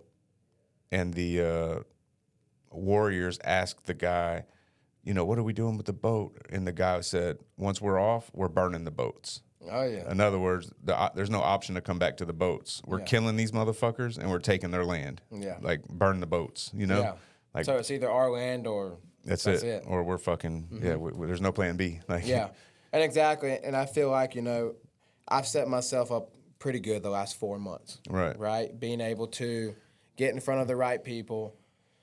And I was getting nothing back for several, probably a month and a half. Several weeks I was getting nothing back. And I just kept going and going. I was like, I'm not going to give up because I'm looking at the end goal. And, another thing was this relationship that ended for me in December this last year. It was like, I'm the type of person, I'm going to show you I'm irreplaceable. Right. I'm going to show you that you can't replace me, that you can't find someone else like me. And I'm going to make sure that I fix whatever's bad about me, I'll fix. And, I'll go from there. So it's one of them things like, if I'm given an opportunity, I always come through. Right. If I get a bright light, I always come through. And that's what I'm looking to do when this fight happens. I'm going to get that opportunity. I've put myself in the right position, talked to the right people, went to the right places. And once I get into that ring, I can't just do all of this for nothing. Right. Yeah, you got to back it up. Yeah, bro. I got to back it up. So. Yeah, this can't be a one and done. No. Then it's like, what the fuck? No. I got to go back it's like this guy was a flake. No. Right. Fuck no. I'm ready. I'm ready. I've been loving it. I've been loving the sparring part of it. It's crazy because, I struggle to run 3 miles at one time. I really do. I struggle to run 3 miles straight. But you get me in there doing cardio with someone as far as sparring, I'll spar 5 rounds all day long. Right. And I don't get tired. Because it's something, like you said earlier, if it's not something you're enjoying, it's hard for you to get into. Right. And it's the same thing. Like, if I know I'm running 3 miles straight, there's no fun in that. Right. Right? I know at the end of it, I'm getting something, but I really don't want to do it. Right. But you give me in the ring and say, hey, spar 5 rounds, spar 10 rounds. I can do it. Right. I'll find a way to push through because of that fight or flight inside of somebody. Right. You're either a quitter or you're a getter. And I'm not a quitter by any means. Dude, there's the fourth one. There's the one. Yeah. There's the fourth one. You're either a quitter or you're a getter. Yeah. Bro, this is the 4th or 5th episode. Steve, Jack, AB, murder. Okay, so this is the 5th one. Okay. Every fucking one of them, I get a one-liner. Really? Yep. And that's it? That's it. Everybody says that? You're either a quitter or a crazy. getter. And that's I've never true. heard that before. And that's true. I mean, you either go out there and get something or you just give up. And like I said, you'll hit the ground. You'll fail 100 times before you succeed. Right. It's about how many times you can get back up and keep going and show someone and show whoever doubts you, you're not going to defeat me. Right. I'm going to keep getting up. I'm going to keep coming at you until Right. I get what I need to get. Right. So, yeah. Yeah. You're either a getter or you're a doer or whatever. A quitter or a getter. So the one with Steve, he said there's no losers in gambling. There's no losers. There's only quitters. Yeah. And he explained himself. It's like, yeah, if you just lose that money and you never go back, then okay, fuck it, you lost. But fuck that, I'm going back and obviously that's not a good thing to tell people to go, Yeah, but especially when if you you don't got have the Steve's money type of he money, has, right? yeah. So yeah, on that, and then on Jack's, it was time in the market beats timing in the market. That was Time in about the market beats time in the the market. market. Yeah, So yeah. he was saying most people get scared when the stock drops and they sell it all. Fuck that, I'm staying. I'm not. I'm gonna wait till it. Stay. You Stay. already You already lost. spent it, right? Yeah. And then I couldn't remember yesterday what AB. I got to go back and watch, but it was a good one. And then Murda yesterday. What was it? I was watching a little bit of the show yesterday, yeah.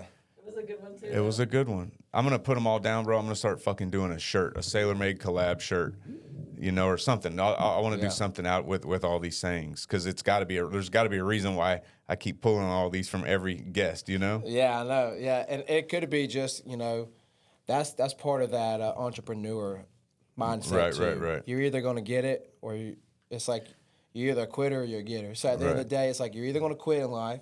But if you have that entrepreneurship mindset and you want to be something or be someone in life, you're going to go out there and get it. Yeah. Everybody's given the same opportunities in life. Right. And I hate when I hear that because I know, like I said, where I came from, poor as could be, like did not have much at all growing up and love my mama to death. She did the best she could. All right. But at the end of the day, it was like, I'm going to make sure that my kids ain't living like that. Right. So I'm going to do everything I can to make sure. Right. Yeah, same here, brother. I've worked my ass off over the past however many years to put my kids in a position to where now, I mean, life's giving back to you. Right. And that's good. I mean, my son works for the company. He's the warehouse manager. He's everything. He's crushing it. But then he's got his own side hustle. He's got his own business. Mm-hmm. Him and my daughter and my brother have a business together that they're successfully running now for 2 or 3 years. And then my daughter also helps out at the company. It's always good to see your kids succeed too. Yeah. And that's why I truly believe like having that role model of having someone that doesn't know how to quit will carry on in generations. Right. Because if you got people that, and I can't even say that, like I guess everybody's different to a degree. Me and my brother are 2 different people. I love my brother to death. He's just not a go-getter like I am. Right. Yeah, DNA has or not DNA, but whatever. There's definitely something where 2 people can grow up in the exact same environment. One of them can be a fucking hustler. One of them can be a damn, I don't want it, I don't need it. So there's definitely something to that, Man, money's incentive for me. I know they say money's the root of all evil, but money's an incentive for me. Like, it's hard to do anything in this life without money. Right. Right? And so if there's an opportunity and a way for me to make money, I'm going to figure it out. Right, same. But I do value family time, like I've mentioned. I value my family time a lot. But I also know that it's going to be hard to get that unless you have money. Right. And when you get to a certain place in your life where you're getting the money and being able to spend time with them, you've done it. Right. You're good. Right, yeah. So. Yeah, we fucking, it's like for me, we got to a point where if I didn't have kids or grandkids and this and that, we probably could have, and we're not fucking like super wealthy by any means, but like we could have just been like, okay, cool. But it's like now that we have kids and now even though they're doing good, I'm like, man, if all this shit went away today, I know they're going to be fine, but I'm just trying to keep building. I want to leave a fucking legacy for my grandkids now, I'm big about that. That's like one thing didn't quite agree with Mike Tyson. He says, screw my legacy. I don't care about that. He don't really care about a legacy. He's like, who's going to care after you're dead? Nobody. Right. I truly believe it's a little bit different. I mean, obviously, you're not going to be appreciated as much once you're gone. And by the time you have grandkids, they're not going to know what you went through and all that. But at the end of the day, I still want to leave on something that I know my kids are okay, that they can carry on and make sure their kids are okay, that they can carry on. It's all about how you teach them. Man, but listen, how about the families that have been around for forever? Like, those motherfuckers knew how to build a legacy and a bloodline that didn't go away. Correct. Yeah. Like, I don't know, I can't name one. You think about all these generations where the land stays in the family. Farming. That's how farming's still here. And farming's changed so much over the last 20 years with technology and everything. But that's how farming, they raised their kids to be farmers and they became farmers. And that's how that generation kept going for us to be able to have the stuff we do. Like Texas, look at Texas. They produce like 80% of our vegetation to the United States. Yeah, that's insane. Like it's crazy. Like they could literally cut off Texas and they could be their own country. Right. They got their own military. They got their own everything. Everything that majority of what we have that comes from inside the state is from Texas. Yeah, I didn't know that. And that's what's crazy. Yeah, most of our fruits, most of our everything comes from Texas. And of course we got local places around here, right. Stuff like that. But big mass amounts of stuff, dairy, beef, all of that, Texas. Damn. All out in Texas. Isn't it crazy, bro, that we import vegetables and meat from fucking China and from all these other countries? Yeah, why? It's Like, like we can grow it ourselves. it's clearly there's somebody that got bribed or money involved. Yeah. It's like clearly does not make sense. It doesn't. There's a lot of things in politics that don't make Yeah. sense. I've noticed that. Like too. China was fucking in Oklahoma. My guy was telling me that China is buying up land, not for. Okay, there's either a land shortage or a water shortage in China, like fresh, clean water. It could be it could be good soil. You know, I can't remember, so I might fuck this story up, but it's one or the other. Yeah. And China's coming and buying up land, and they're raising hogs and meat here, using all of our resources, just to butcher it and ship it back to China. That's for retarded. them. That's retarded. So I can't remember if it was the soil or the water, but one or the other. And it's like we're letting them fucking deplete our fucking resources. Have you seen there's a video that goes around, I don't know if y'all have seen it or not, but it's where they take pigs and they're like in a fryer. They're whole pigs, they're live. And it's an area the size of like a swimming pool. Uh-huh. And it's got this kind of conveyor belt that pushes them down. They're alive. And they're frying them alive as they're in this big old swimming pool of burning oil. China? I don't know where, Or it was at. India, China. It's definitely not in the States. Right. But that's how they was doing their pork rinds. Oh, shit. That's how they were doing their pork rinds. Yeah, that's rough to think about. Oh, and you can hear man. them squealing as they're in there. It was rough. And people, I saw it like one time and they don't know what happened to it. But I remember reading the comments and people were like, how could the United States do this? And then people was like, dude, this is obviously not the United States. Right. Like if that was happening in the United States, it'd be busted in 10 hours. Right. Like they're big about that stuff around here. So Yeah, they are. but yeah, it was crazy, man. I've seen some crazy stuff in videos how they do things differently in other countries than Right. they do here. Yeah. That's just like the normal for them. Yeah, like some countries eat horse or Eat cats. cats. You know, we South Carolina used to be a slaughterhouse for horse, and they used to have. There's certain states that still do it, like Texas. They still will send horses to the slaughterhouse. That's just so they can get killed. But Texas still has wild horses. Oh, really? Yeah, they still got wild horses that run on thousands and thousands of acres. Yeah, and so like a lot of time, if a horse gets out of hand, they send it to the slaughterhouse. Damn. I used to hear that glue or some sort of glue was made out of slaughtered horses or something. I don't know. When I was a kid, I don't know. It was probably just a fucking. That's probably just another little rumor. Yeah. So we have like actual, I have 250 employees. We Yeah. have retail stores all over the country. I have brands that I'm making this and that. So sometimes we get like, Hateful employees. yeah, old employees. Not even old. Sometimes they're like current employees talking shit. But Yeah. But like I had this one that I don't know who the person is. I'm just like assuming that I'm visualizing who I think it was. But a year or two ago, we had a manager, or not even a manager. We had an employee. I don't know if they were transgender or gay or no. I'm saying We're going on this subject. No. Yeah, I'm saying. just envision. I'm just saying. I just don't remember. Is what I'm saying. But I got this hateful fucking comment that said, What was it on? like on my Instagram. Okay, yeah. Like I was like sending a watch flex or sending a car, whatever, right? And then it was like, oh, he only pays his employees. It's personal when they say, oh, he only pays his employees, yeah. whatever this an hour, and He doesn't care about the he doesn't care. community. Yeah, his company doesn't, stand support behind the transgender, gay. bisexual. I'm I like, don't either. Fuck that. first of all, what the fuck are you talking about? Like, Yeah. I don't stand behind anybody. Like, I don't support any fucking body. Yeah. You know what I mean? Except Yeah. me and my family. Me and my family, That's correct. it. Like, I'm not going and putting my fucking company's names behind causes. Like, Yeah. you know what I mean? Yeah. But secondly, we got fucking everybody that, imagine having 250 employees today. Yeah. And none of them be gay. We got tons of gay people and fucking Yeah. transgengas and, Transgender. I mean, that's what I call them. Playing I don't- Jenga box. I just I mean, That's hysterical. yeah. Oh, I don't totally say that to agree, be hateful, man. by the way. I just say that to be fun. No, yeah, for sure. Like this we're in 2025. If Like, you can't my take a transgender laugh- employees know that I'm joking and I love them. You know what I Yeah. mean? Like, Man, I can't tell. I get hit on by so many gay people and transgenders. And in today's world, look, it's sometimes hard to differentiate between Right, yeah, the two. yeah. They put a lot of fucking money in.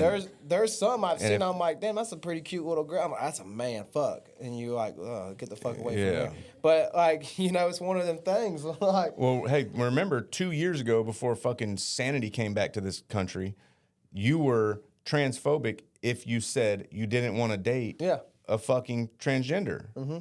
They would say, you're fucking transphobic. I'm like, no, I'm just not gay. yeah, like That's all. Or they would call a straight person like you're sexist for. It's like we never said you couldn't do what you want. We just don't agree with it. That's right. You're sexist by saying that we should follow what you follow. That's right. That's what I've Yeah. always said. It's like, how is it okay for you to tell us what we should be following, but we're not? It's like, Yeah. you know, a lot of tobacco. those.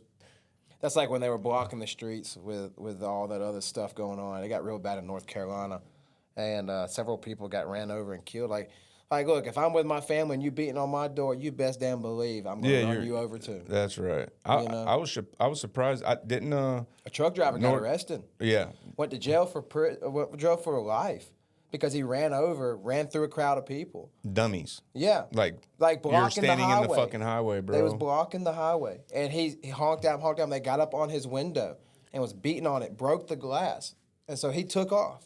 Oh, I remember seeing that. He Yeah. took off That was and in ran North over Carolina. people. Yeah, Okay. North Carolina. Yeah, Okay. or I think that might have been Tennessee. I'm not sure, but took off. No, it wouldn't have been Tennessee because you would have known about it. Yeah. Yeah, but yeah, it was somewhere near me. Took off, ran over some people, ended up injuring them. I think one person died, and they threw him in jail for life. Like, what would you expect him to do? Sit there and okay. You got 100 people. If they're breaking your glass, they gotta- clearly want to hurt They you. want to harm you. You got 100 people in the road. Like, what do you expect? Right? Like, come on. But you got to there's a- think about how many other issues were going on at that same time. Right. They had to do something. They had to or do it looked something. bad. Yeah. Which I still think is wrong. That's why I say politics is so. Yeah, I'm pretty sure didn't North Carolina and South Carolina both go red? Didn't they all? Didn't Trump won those states? Yeah. Yeah, I was surprised, Yeah, bro. he definitely, for the most part, he always usually wins South Carolina. Yeah, North Carolina's- always iffy. It's North just- Carolina's a Democrat state, yeah. Listen, And we he won. visited Asheville. First time I ever went there. Oh, it's bad. Me It's and her bad. were walking around downtown Asheville. We went into. This is back when, in probably 2017, when Trump won. He was. sitting Everybody was still president. supporting him. It was before people started bashing him and stuff, for the most part. And every fucking little shop we went in had like, "Trump's not my president" stickers, or I'm like, this is the first time I'd ever seen anything in America where people were disowning a president. Yeah. This is the first time in my Well, lifetime. this is the way I look at it. You're not going to agree with anybody who's in office 100%, right? Trump says some stupid shit, but what he does do is tell the truth. That's right. And that's what I do like about Trump. He's not going to tell you what you want to hear. He's going to tell the truth, and he's not afraid to speak his mind or stand up to somebody. Right. And so at the end of the day, it's like you got to have that if you want someone to rule your country. At the end of the day, like if you were a boss that just was a pushover all the time, and you let your employees tell Yeah, you you what would to be do, a failing fucking you have company. a failing business. But you got to be top dog. You got to be like, this is the way we're going to do it, and this is the way it's going to be. We had it to where our country walked on eggshells for so many years, worried about. Well, we How we got gonna it. We got to affect give this somebody? country $100 billion because we're America and we're great. It's like, no, let's take care of ourselves first. Yeah, 'cause we're in And debt. then if we got extra fucking, if we got leftovers, then we can start looking at fucking sharing. You know, Yeah, you got want- to take care of your own people. You want first. some of these H2 tabs, What is that? hydrogen tabs? Is it water tab? It's Let me try it. yeah, it's So what is it? Like just a water tab or what? so it's hydrogen. Have you heard of Gary Brecka, I have. bioscientist? Yeah. It's the guy you can have it on Yep. tomorrow, right? Yeah. I don't know if I'm allowed to say that. So I've been working with him for Say that. yeah. I've been working with him. Just drop it in there. Yep, just drop it in there. Wait till it dissolves. I've been working with him for about 2 years. A good friend of mine now. Him and his son just launched that company, H2 Tabs. Yeah, it's like hydrogen water. Yeah, right? it's just like yeah, yeah, like Yeah, the it literally bottles. makes hydrogen yeah, just water. like hydrogen water, but better because there's more hydrogen per whatever. Okay. Again, I'm not the right You hear person, that, Gary? If I like this, you got to sponsor me now. brother. Yep. You hear that? So I know there's hydrogen bottles that will do it. Yeah. Where you, There are. You tap It's the just button easier and as a Yeah. tablet. yeah, So that actually releases more hydrogen per dissolves good too. whatever than the hydrogen bottles themselves. Okay. So those are better. So I just let it dissolve first before Yeah. I drink Let it dissolve. Drink it. I usually have about 4 to 6 a day. It's good for your gut, good for your blood, good for That's your. definitely why I need acid, man. Yeah. Bad for me. Yeah. I love spicy stuff though, so I can't help it. Can't help it at all. So how long did it take you to hit that mill? Man, I can't remember. I would say I blew up on my PBR post last. Say we're in April now, so last February I blew up. So like a year and a half, like a year and a couple months, right? Damn. Blew up again then. Then it took me probably 6 to 7 months. I got several 100,000 followers. And then probably right around the time we broke up, it's probably when I hit a mill. But I just didn't know how to post. I didn't know what to post. Right. Like, my posts were so bad. I went and deleted a bunch because they were like, your posts look awful. Like, your page looks like shit. So that's why a lot of times now you see me just do reels. I just like doing little reels, little workout reels. Like, but I still, I was trying to do the influencer life, and that shit's hard. Like, it's... Bro, you have... We were just talking about it. It's hard. It's a full-time job. And it's like when you have kids and all, like my age, I got 3 and 5, it's like... Especially with my little girl, it's like it's hard because you can only stay on the computer so long. You can only edit for so long. Right. Man, I've been doing everything through my phone.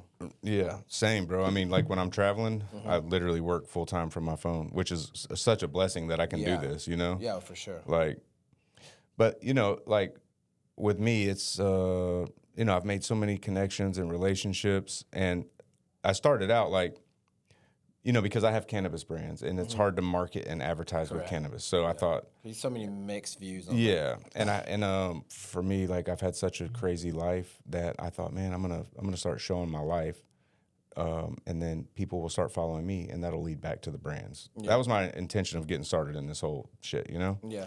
But now I'm actually fucking enjoying it. Like, the first few episodes, I was super nervous. I thought, okay, I'm going to do all this homework. And then it just made it feel like an interview, at least in my view. I'm like, okay, I just had some bullet points about your life. Yeah, he was telling me you had but some I haven't notes even though. looked at them. Yeah. Because the one I did yesterday with murder, I just we just talked. Yeah. And this is my vibe, bro. Like, now I'm seeing where I'm going to fucking be able to fit in. Yeah, and it's not doing a bunch of research and shit. I just want to know a little bit, and then boom, let's just talk. Go from there. Let's just talk. Yeah, let's just vibe. And that's one thing I feel like that's been kind of a good point with getting all these connections for me as well, is I feel like I talk to people pretty good. Like, I'm a good public speaker. I'm good at doing interviews and stuff like that. Obviously, there's things I probably need to work on. But at the end of the day, it's like, it's one of them things like, man, if you could talk to people good, you'll go a long ways in this type of business. Yeah, man, for sure. That's like, I did a video for the Fight Ready Meals. I have a couple other people, like the action figure that's coming up. Like I said, I got a good following base, but it's one of them things like, man, cowboy fans are different. And I tell people this a lot. Like, cowboy fans ain't influencers. They don't like influencers. Right. Really. Like, no. They want to see you ride bulls, right?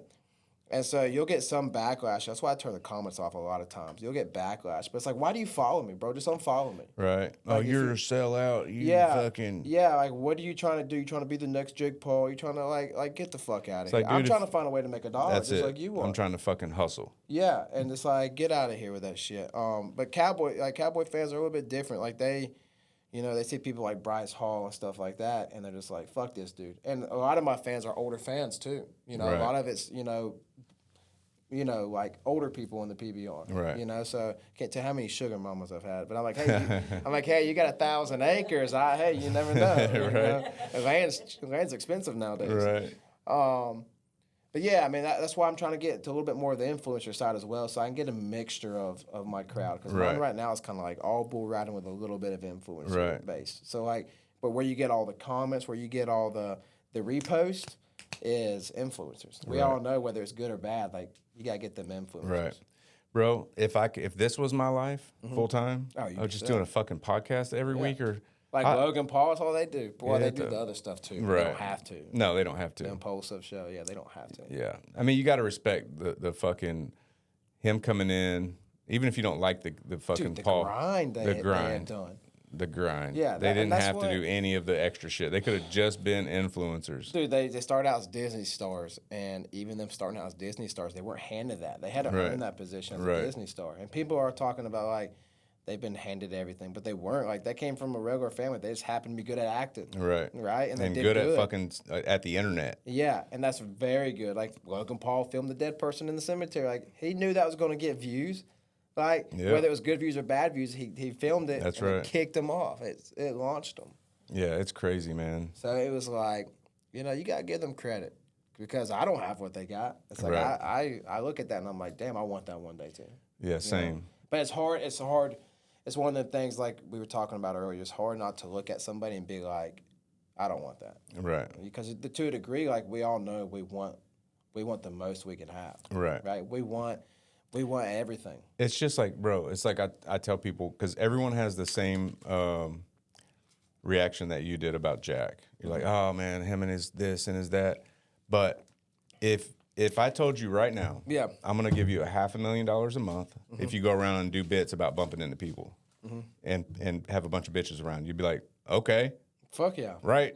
Anybody would trade places or, so. Who cares about the image you get? And that's what I was telling Andy a little bit. Andy was like, man, he's like such a little brat. And I'm like, dude, like, it's all for show. It's just an act. And I told him that. I said, it's all to get clicks. Like, I can tell he's probably different. There was a video I saw somewhere, and he was like, yes, sir, and yes, ma'am, yes, ma'am. And I was like, that's a different side he saw. Yeah, he puts on for the internet. And every time I talk to him, and that's bro. Good. That's a good info. He like, just... yes, ma'am, to me, thank you, no, thank you.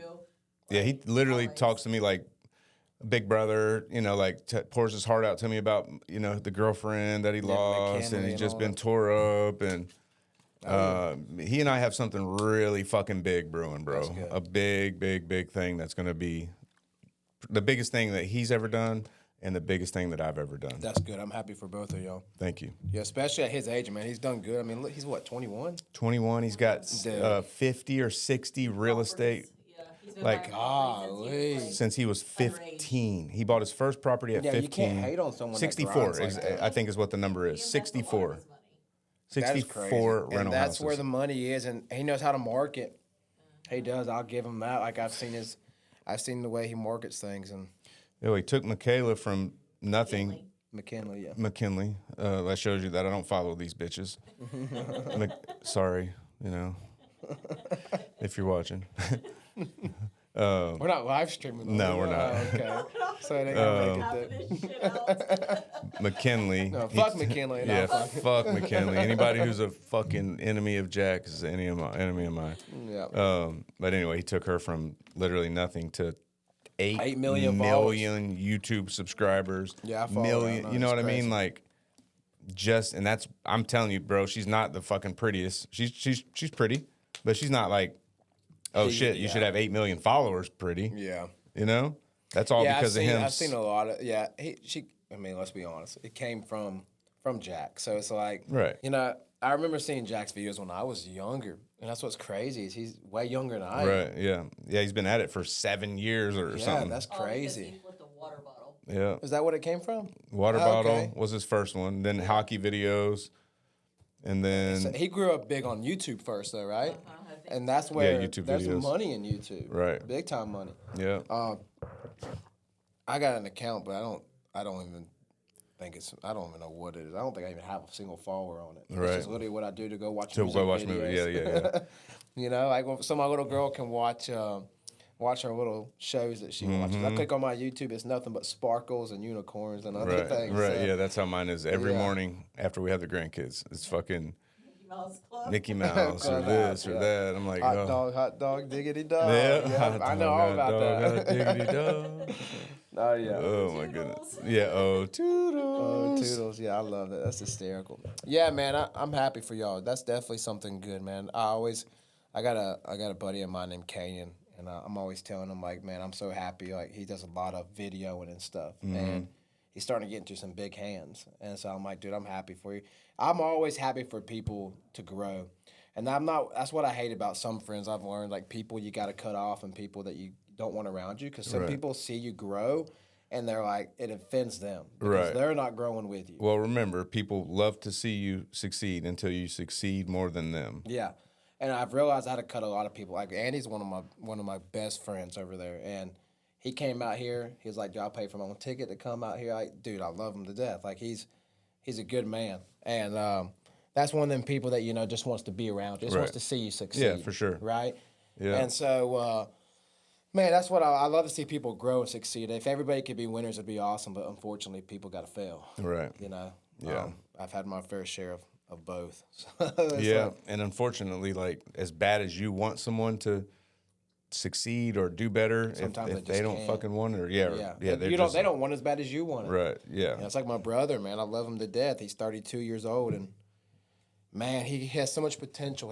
He's so smart. He could literally take that whole freaking computer or everything apart in this camera. You could smash it on the ground. He could put every piece back together. Like he's so smart when it comes to technology, but he's so like he's just not driven in any way in life.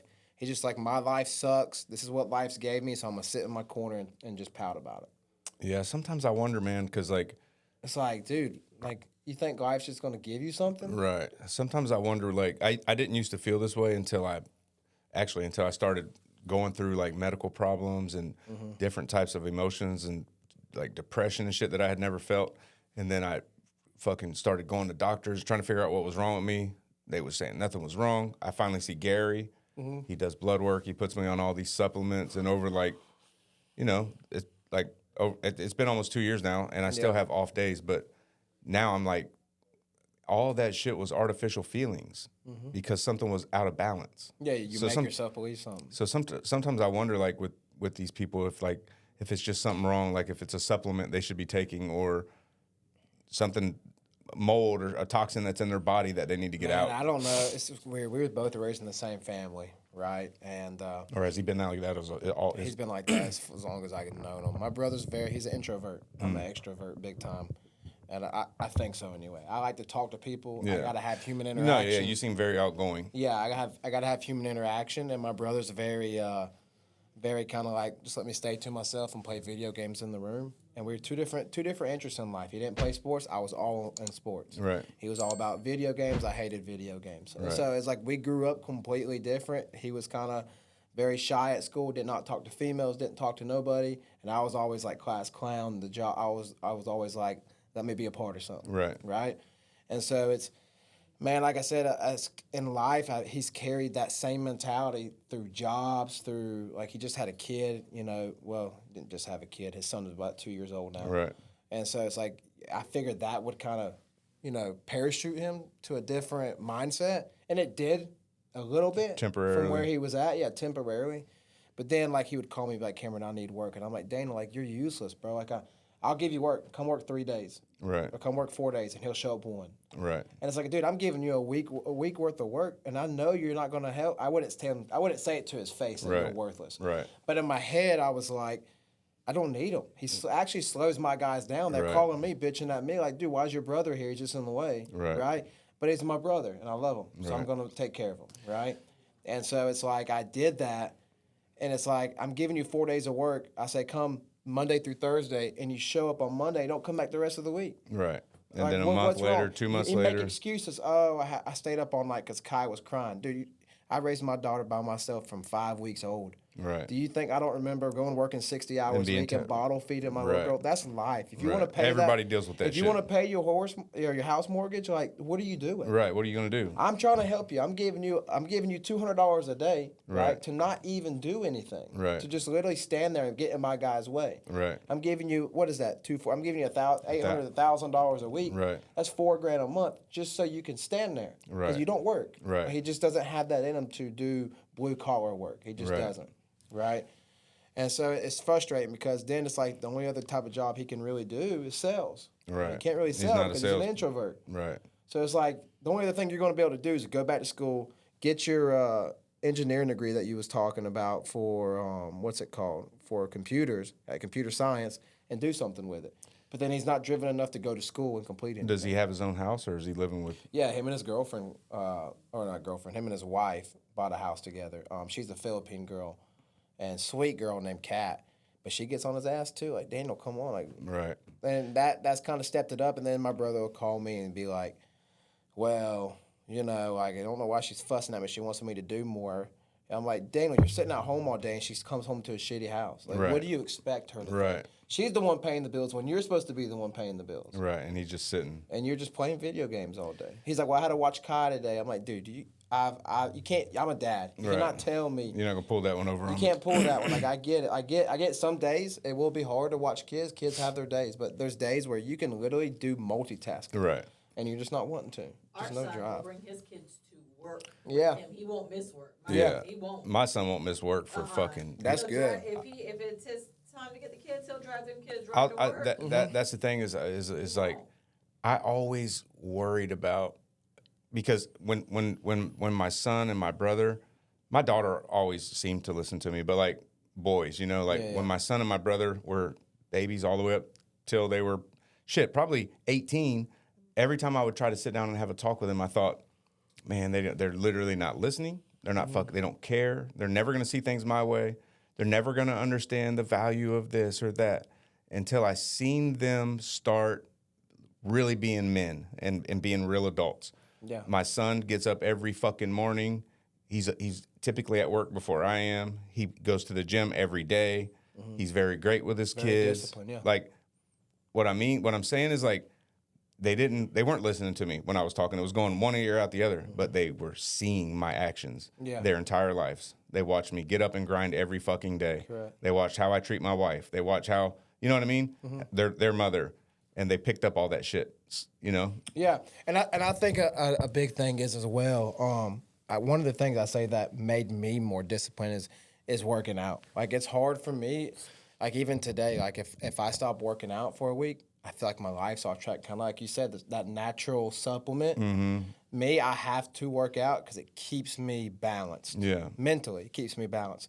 And if I'm balanced mentally, then I can do everything else okay. Yeah, exactly. Like I said, not everybody needs to work out. That's not their go-to for mentally balancing. Everybody does, though. Right. I mean, yeah. If everybody did, it would change. It would probably would, yeah. But what I'm saying is, like, some people don't need as much to balance. Like, maybe they just got to eat lunch every day. At a certain some people time. wake up feeling amazing and they're Yes. bubbly and they're this and they're They that. got to have a coffee They don't at a need certain shit. time in the morning. Like me, I have to work out, and if I don't work out, then it's like, and if I know that I'm not going to work out that day, it's like it throws my whole balance off. Right.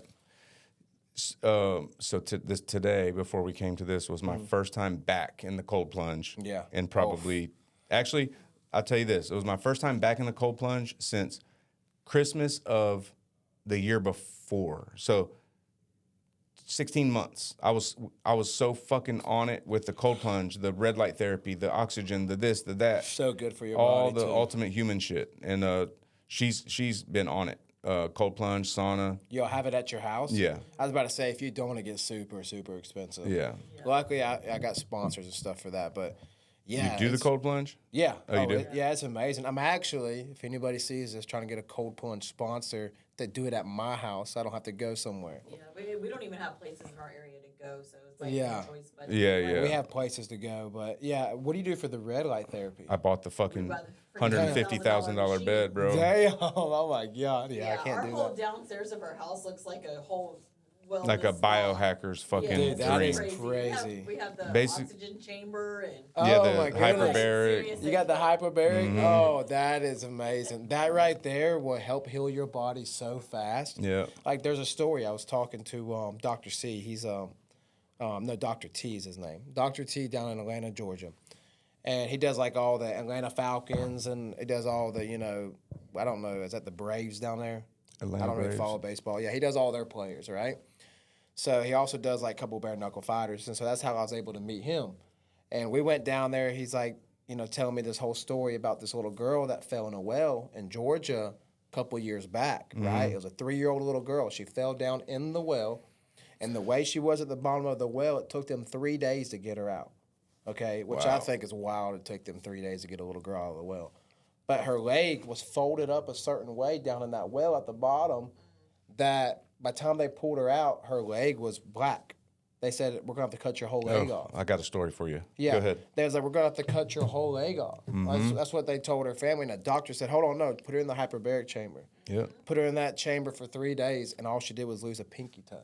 Oh, really? Yeah, it healed her leg up. yeah. So about, I guess, how long has it been now? 6 months? 5 months? Yep. About 5 months ago. get a So, call. so my brother, we have the same mom, different dad. Okay. He's mixed. He's half black, half white. Okay. And I have another brother that's half Mexican, half white. Okay. Yeah, so you can't be racist. Yeah, then. can't be You racist. can't be racist. Anyway, so about 5 months ago, my brother calls me crying, saying, "Man, I just got a call. My nana's in the hospital, and they're wanting to amputate her leg. Diabetes or what? Yes. Diabetes. Yep. Yeah, Type 1. blockage. Type 1 ain't nothing to play with either. So I called Gary, and I'm like, "Look, bro, what can I do for?" I call her. She's our grandma. Yeah, you We've still known her call for her grandma. 27 fucking years. You Yeah. know, she helped raise my brother with us. So I asked Gary, and he said, "Listen, if it was my grandma, here's what I would do: hyperbaric, resveratrol, which is a natural You know, capsule, Okay. increases Vitamin. blood flow, and another vitamin." Almost like amino acids. It kind of Maybe. increases, opens up the blood cells Open so up more the- blood yep. can flow. So that next day, we hop on a PJ, go to the hospital, talk to the doctor, and they're like, "Yeah, like they're saying like she has lost blood flow for so long now that the muscles have started to Like, deteriorate. deteriorate, Yeah. and there's no coming back." And I'm like, "Okay, well, we're gonna give this a try." Got nothing else to do. We signed her out of the hospital, put her on a PJ, back to Tennessee. Couldn't walk, wheelchair She bound. could not walk, like from day one, she wasn't Man, walking. that's rough, yeah. Put her in a hyperbaric. So this is what they said to do: 60 minutes a day for 40 days. You can't skip a day. No sugar, no carbs. Because carbs turn into sugar. Yeah, so I'll let you finish. Go ahead. Yeah, and then take 4 of these in the morning, 2 of these at night, and the red light therapy, and luckily we had it all right there. Yeah. And today she's fucking walking down my stairs. up and down the stairs every That's day, amazing. walking like almost perfectly. She has a little bit of a I've limp. been taking care But of the where you grandkids. She's was at. 75 years old, Yeah, it's and they wanted to expected. cut her fucking leg off. She would have died, No, the procedure, yeah. It would Yeah. have been hard for her So- body, yeah. and it was just literally all natural stuff. I mean, besides the hyperbaric chamber and the red light, but the red light, you could get that from the sun. Yeah. But yeah, just like, That is crazy to think about. It makes me want to get a hyperbaric chamber. They're so damn expensive. well, this one was a 7 or 10 grand. Yeah. It's I mean, it's still Capsule, expensive. Yeah, A it's little still expensive, capsule, but yeah. So I'm gonna go back to what you were saying about the no carbs and all that. So there was a video I saw the other day. This guy was like 78, black guy 78. He looked like he was my age, 20, 27, 28 course. years old. Yeah, well, black don't crack either. Right. But on top of that, he looked very young. Mm-hmm. And he said that, his grandma lived to be like 112, his dad, I don't know, given all these hundreds, right? Everybody in his family. And he said the family secret is he'll eat one meal one day, not eat nothing the next day. Yeah. Eat 2 meals one day, not eat anything for 2 days, and then turn around and repeat that cycle or something like that, right? Right. And yeah, pretty much fasting where you only eat a couple meals a week. Yeah. And he said what it does is it doesn't give your body enough what's it called? Not antioxidants. Maybe antioxidants to something for your body to have to fight off. Well, your body's when just normal days, Yeah. your body spends 80 to 90% of its energy on digestion. yeah.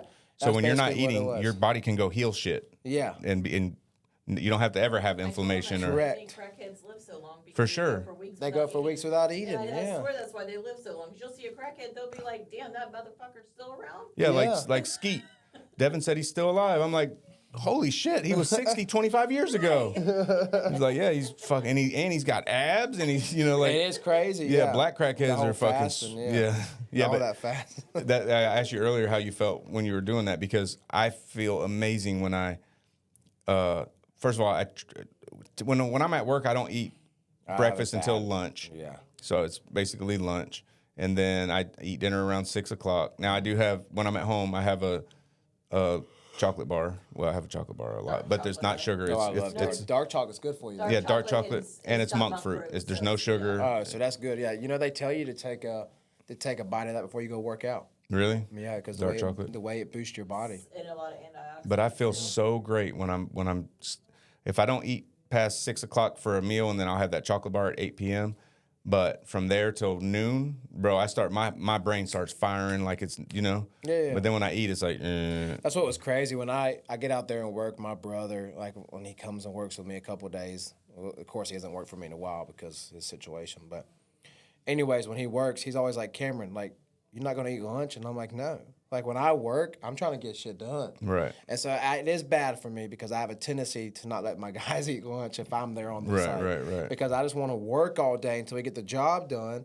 Then we go home an hour early. That's just my mentality. I want to be home by 5 o'clock. Let's go. Let's work all day long. Right. But I know some people just can't function that way. Right. But I can. So the first thing my brother complains about, it'd be like 11 o'clock. Cameron, I'm hungry. I just can't. I'm dehydrated. I'm about to pass out. I'm like, won't you stop bitching? Like, I'm just like you. Like, we are both sitting here working. Right. And I have to remember sometimes, like, I've had to tell myself over the years, like, okay, let's go take a lunch. Right. Because sometimes I also going and taking a lunch like if something's not going my way at work, I start getting aggravated. Right. And I'm getting frustrated and I start breaking stuff. And then it's like, okay, we got to go eat. But I can go all day without eating. Right. But it's all about how my body is. Like I can eat 5 meals one day and not eat anything the next day. It just depends how busy I am. Right. And that's just me. Yeah, I can totally, but I literally, when I'm back in Tennessee, I forget to eat lunch. I forget to eat. Like people have to remind me. Like I have an assistant that's like, yeah, have you eaten? No, I'll eat in a minute. And then, have you eaten? I put it in the microwave. I'm just like, okay, I'll get it. But that's when I feel the best is when I'm fucking starving myself. Yeah. Yeah, I wonder what that's for though. But then they also say that food gives your body energy for your brain. So it's like it kind of.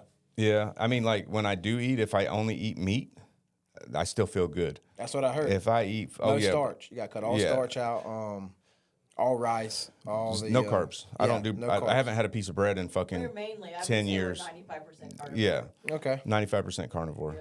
So y'all basically just eat And the only time I eat vegetables is like when we're traveling. I'll have some fucking like mashed Japanese potatoes food at or a something? steakhouse or something. Okay. No, I don't eat like rice or bread, or I'll have some mashed potatoes. Okay. He's got a gluten allergy too, so his. It's a little bit different. Yeah. So what all do you pretty much eat on you have a strict diet every day or no? So, yeah, when we're home, we have a chef that prepares our meals, Yeah. meals preps for us. So we have like, I always have a steak at lunch, for breakfast, and then, I'll bring one of her meal preps for lunch. It'll be carnivore lasagna or carnivore pizza or carnivore whatever. Sounds good. Yeah. That'll make me change. Yeah. that sounds real good. And then for dinner, I'll go home and eat a steak.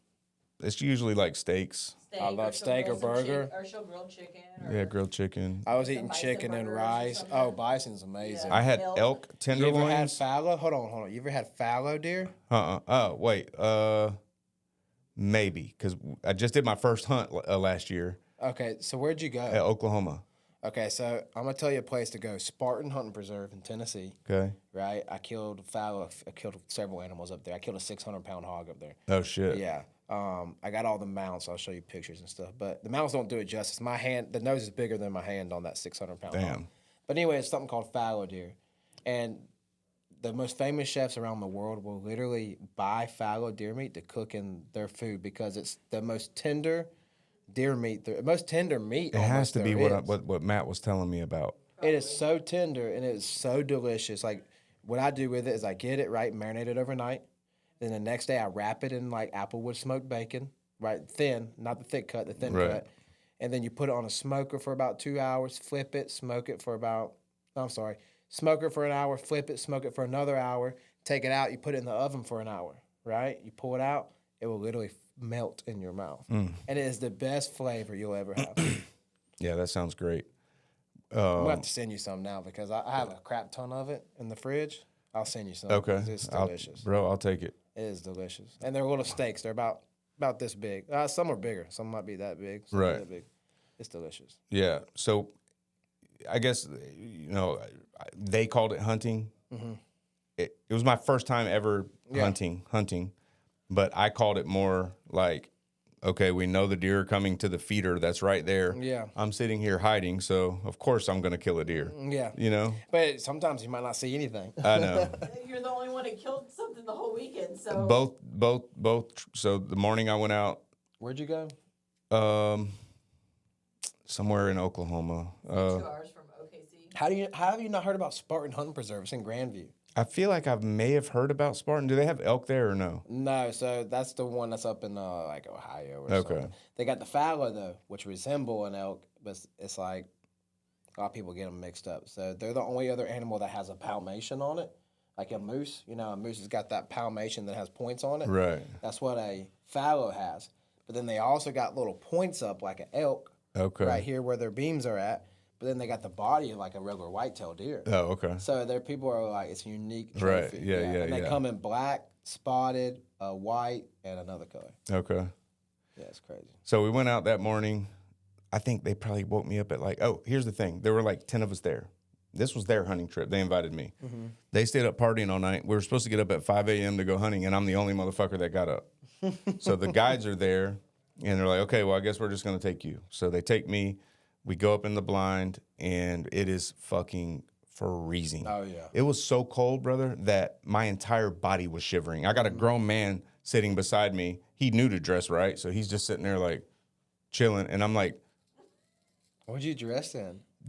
just Is it standard some light, white? probably some light ass jeans and a fucking Just a hoodie or something? yeah, something if that, probably a Probably wind, freezing, probably like 10 degrees outside. Yep, and it's pitch black out, and I'm like, brother, when is the fucking sun gonna? And he's like, can't talk, you gotta be quiet. You know, like But it gets colder and my as the teeth are sun's fucking coming up. Right at that point where the sun starts to come up, it gets even colder. I'm like freezing, and then Yeah. the feeder goes off. Well, first of all, the deers come up, and he's like, "Can you see him?" And like my eyes hadn't adjusted, so I couldn't really see him, and my fucking hands were shaking, and the That adrenaline too, once yeah. you see And then he's like, "Okay, pull." So I pulled it, killed it. We fucking went back. What was it? Um, Was it a whitetail y'all was going after? It was a white probably a whitetail. Yeah. So we killed it, went back. All the guys were up. They went out. They spent the entire day. 8, 9 other people. None of them got a kill. Oh, man. And then, You went out again that and then night. that evening we went out, and once again, Got got killed it. right away. You got that lucky. And- You got lucky there. got lucky. And when I came back with the first one, everybody was like, "Holy shit, you got it on the first time hunting?" So it was a buck. Oh, it was a buck. Yeah, It was a buck. Yeah, It was a yeah, good buck? Yeah, That's good. Yeah, yeah. That's real good. And they were hyping it up so much, I was like, I think they're just doing that, like because they know it's my first time. Yeah. But then when they came back without anything, I was like, damn, because I mean, like I just thought for sure, Yeah. you know. And then when I got one on the second time, and they got back, then on that trip, none of them got anything except the one dude that had been hunting for fucking 20 years accidentally hits the blind and the arrow shoots off, like Oh, man. just a lot of crazy shit, you know. But it was fun. I just want to go like real hunting, Yeah. where we like track something or like some Joe Rogan type You're shit. gonna have to go up to you're gonna have to go up to like Colorado or Montana for that. Right, If you actually want to do like some mountain scouting hunting, right. some good hunting. It seems fun, you know. It is. Like, It is, but it's a lot of work. right. And you know, right now you might be like, I really want to do that. And then you Get out there. And then you get out there and you walk 15 miles in a Right. day, and you're like, "Fuck this! Let me go Right. back to that blind and Let me kill just a go deer." online and order my elk. Yeah, man, elk's delicious. Man. It is, Elk man. is really good. But yeah, you need to go check out. It's called Spartan Hunting Preserve in Grandview, Tennessee. Okay. They have. I've killed 2 fallow deer over there. I've killed 2 Barbassosa rams, which are the big fluffy white sheeps that have the horns that turn. Oh, okay. Those are based, I think, out of like England or something. No, yeah, I don't know. The fallow deer are based out of like Europe and Russia. I think it's called Hungarian or something like that. They got different species of fallow. And then, of course, the hogs are just outrageously big there. But they also got like a 4-horned goats, and they got all kind of different species of the sheep family there Really? That you Yeah. can hunt? that you can hunt. Damn. Yeah. And is it just It's kind of the same thing that Right, you just did. right. You sit in a big box blind. They got rowy chairs and I mean, it's decked out. And you're sitting there, and you'll see a herd of deer come in, and you're like, let me see which one I want to shoot. This is where they got me at. Okay, so it's $4,500 per a fallow deer hunt, right? So $4,500. I got there. I went there with intentions of shooting a hog, right? Because that's what they're known for is 500-600 pound hogs. Okay, and so that was my whole intention of going there, and that's $1,500 to shoot one of them. right? Right, that's it. And then you pay $1,000 to get it mounted if you want them to mount it. And so I get there, and I brought way more money, and I knew I had more money with me in my envelope or my blue bag. And so I get there, and I was walking in, and he was like, I'm going to let you know, like, these early mornings, because I told him, I was like, I might shoot a fallow deer if I really see a good one, right? And so we're walking in. He's like, just let you know, we'll probably see some fallow deer walking into our stand. The early morning is the best time to shoot one. And I'm like, okay.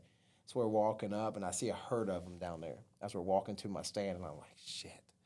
He's like, you see that one right there, the spotted one on the right, to the right of the tree? I was like, yeah. He's like, that's a good mature one. He's like, if you want one, go ahead and shoot it. It's up to you. I was already pulling the gun up. And boom, dropped it. It dropped straight down. I was like, yes.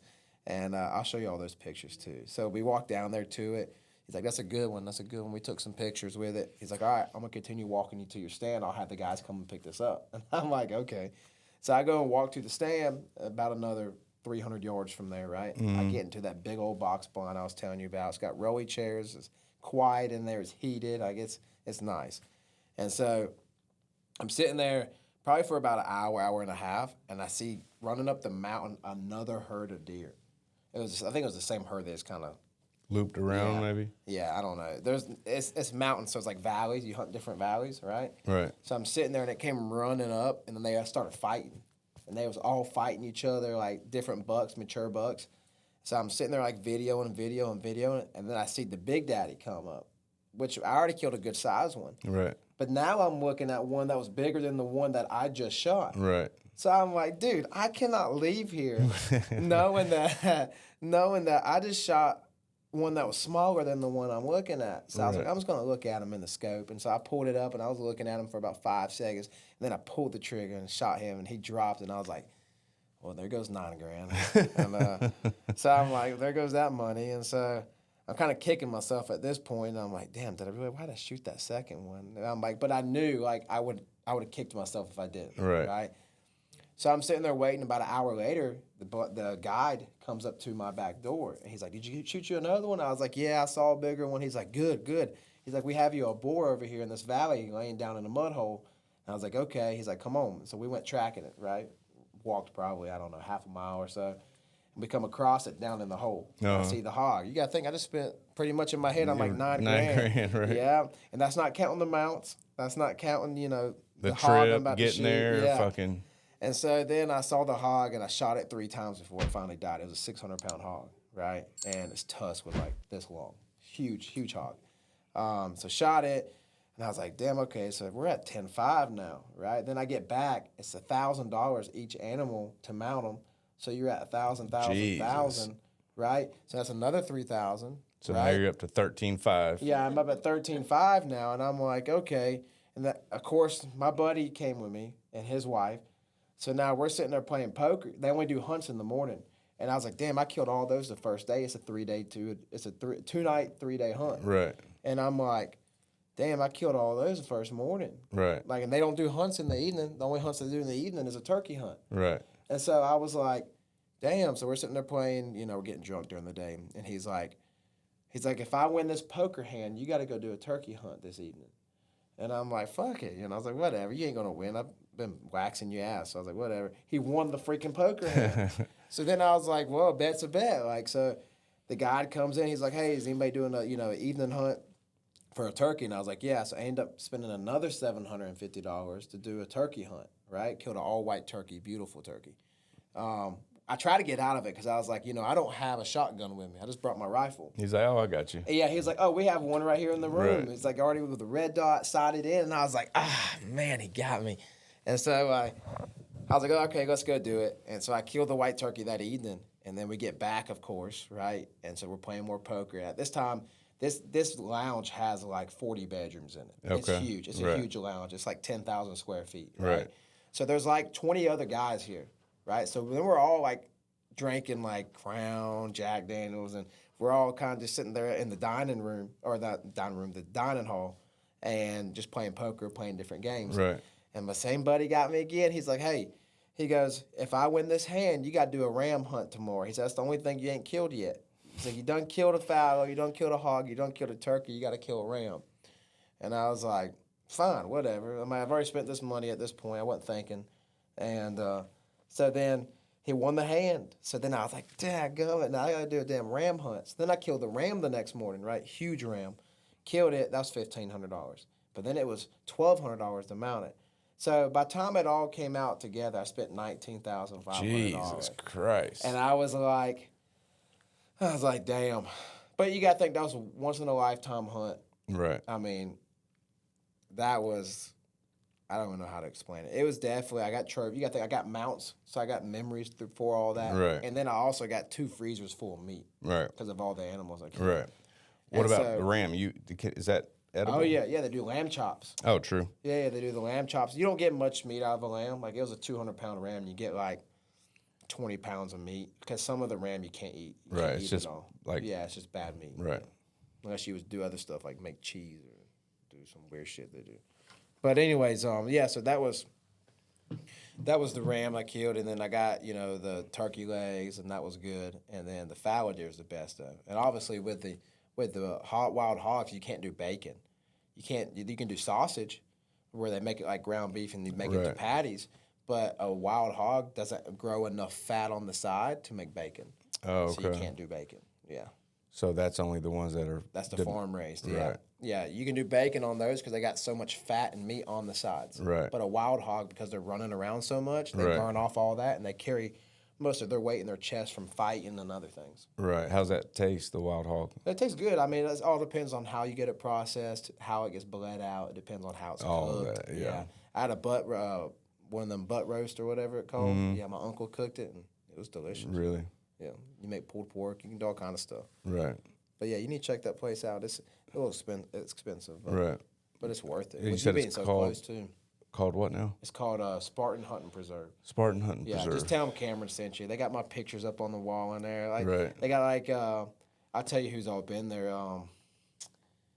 How am I forgetting this right now? If I wasn't thinking about it, I'd be able to tell you. They got a couple professional baseball players in there. Some rappers been there. They have who used to wear number 20 and was a running back in the NFL. That I do not know, brother. I cannot think, but they got him on there, NFL player. He's been there like 5 times. Really? So he's came back several different times. Right. And then they got me on there as well as the PBR, rider, blah, blah, blah. So, yeah, I spent enough money up there. Right. It's like. And I went back a second time since then and killed a ram and another hog. Right. Yeah. Okay. Did that last year. That was like last July or something. Yeah. And the other ones I killed 2 Decembers ago. Mine was bow, by the way, because I'm a Okay. convicted felon. Oh, yeah. So you have But to use the bow. yeah, but I definitely want. It's something that They I can use the bow enjoy. there. You can use whatever. Right. They'll put you in range with a bow. Right. What was your points you had? Did we even cross any of those? Let's we see if sat here and talked about life the last 3 hours. Let's see if we covered any of them at all. I haven't even read them yet. South Carolina, played football. My guy said you flew a plane, maybe took flight classes? Yeah, I did. Yeah, how'd y'all know that? I don't know. My guy. Guy dug deep, didn't he? Okay. Yeah, I crashed a plane too. Okay. So Oh, shit. yeah, I survived. We'll tell that story. I crashed it in Tennessee, actually. I went out there to buy it. You know them ultralight airplanes? Have you ever heard of them? Yeah. That you don't have to have a license to Right. fly? They're experimental. Yeah, experimental my ass. Yeah, experimental to the ground and almost died. So I'll go way back. When I was 19, I wanted to be a pilot because my dad wanted to be a pilot. It was some stupid thing I wanted to do. Obviously, I love flying. It was Right. amazing, but it's not something I'd want to do for a career path. And I went and did private lessons at Greenville Downtown Airport in Greenville, South Carolina. And you got about 12 hours in because to get your private license, it usually takes someone 40 to 60 hours of flight time to get it. Right. It depends on the instructor. Right. But as you have them flight hours, you got to have the same amount of ground school hours, which is book work. And I don't do good with book work. Right. Like, I do good hands-on. Right. So I got about 12 hours in and thought I knew something, and then I didn't, right? But did that, stopped doing it because it cost way too much. At that time, I was 19 years old. I'm paying like $240 an hour for flight lessons. Oh, shit. Yeah, so I had like a total of 12 hours of flight time, 12 hours of ground school time. But because I would do 2 hours in a day, right? And what I would do is I would do 1 hour of ground school, and then I'll go 1 up and hour. fly for an hour. Right. And so, yeah, I did that. And then, funny story is, probably a couple years later, because my daughter was just born. My daughter was about three months old, and I had been like so obsessed with YouTube, like watching these videos of these people in the experimental airplanes, right? And I was like, you don't need a license. Like, that's the best thing I can do because I don't have a license. And I was like, I got $8,000 to go buy You must be one. men, bro, because I've thought of the same shit. Yeah. I've watched those fucking I've even watched the ones with the guys with the big fan on their backs. Fan, yeah. I'm like, I could do that. Yeah, whatever. Yeah, I know what you're talking about. They have the fan. They even have one where you sit on a go-kart frame almost. Yeah, I've right? seen those. But this was like the actual, it was like an airplane. It looked almost like the Thomas and Wright airplane. Right. You know what I'm talking Right, about? yeah. And so I get up there. I don't remember what part of Tennessee, but we get there and he's like, have you ever flown one of these before? And I was like, no, but I got 12 hours of flight experience. But I didn't mention that I had that flight experience like 3 years prior. Right, like- right. And it was a different airplane. It was like a Cessna, Cessna 150, a Piper 170. Those Right. are like 4-passenger airplanes, Right. right? And so, I get there and I'm like, can I drive it around a little bit, make sure, it feels good before I buy it? He's like, yeah, you're good. He's like, you should be okay. And I'm like, okay. So I get in it and I practice like just driving. And this was a actual, like someone had a farmland and made their own Runway? runway. Oh, shit. So it was like I was on grass. It wasn't like I was on an actual runway at an airport. Right. And so I'm sitting there and I get in it and I'm practicing like going up just where I could feel the wheels coming up and I'll put it back down. I was like, okay, I'm getting a little cocky with this, right? Oh, shit. I'll turn around. I did that probably 10 times. I was like, I kept telling myself, I don't want this guy to know I'm about to fly it, but I'm about to fly it. In my head, that's what I was thinking. I was like, I just want to make him think that I'm just driving it around. Right. And, then that 11th or 12th time came and I got a little bit too much air underneath it, and the wind caught it, because they're super light. They're only like 200 pounds. Right. And the wind caught it, and it launched me like 50 feet up in the air. And I was like, oh, fuck at this point. And like the gauges, right? Because it's not like a typical airplane where everything's still. Like I could see the ground. My foot are on a pedal pretty much, and I could see the ground. Right. Like I could see everything underneath me. And I'm looking at my gauges, and they're digital gauges, or they're Analog gauges. Right. And the whole airplane's doing this. So then I can't read the gauges. I'm like trying to read the gauges to make sure, because every airplane has a stall speed. Right. Right? And so I'm like reading the gauges. I'm like, dude, I don't know what the fuck's going on. At this point, I'm just keep climbing. I kept climbing, and I just kept circling the runway because I was like, I don't know how to get the fuck back down now. Right. So I'm freaking out. I can't figure out what's going on. I can't read the gauges. I didn't know nothing. So And what's he down there doing? Just dude, they're just sitting there watching me like this. Yeah, and my baby mom at the time, which was my daughter's mom, and my daughter was sitting there. My daughter was like 3 months old, and she's just sitting there watching me, probably about to shit herself. Like, what's Cameron doing? Because she knows me. Like, I jump head first into everything, right? And so I thought I had it, dude. I could have swore I had this fucking airplane. I'm probably 500-700 feet up in the air, and I was like, okay, Cameron, calm down. I was like, just try to make your way back down. And I started circling it. And each circle I did, I got a little bit lower, and then I came in, and I was like, okay, I'm about 100 feet. And I thought I was going to be able to come down and glide down into it, but I didn't realize the stall speed was like 6 miles an hour or 12. I don't know what it was. But as I was coming down, I let the throttle off too much. And when I did that, it stalled.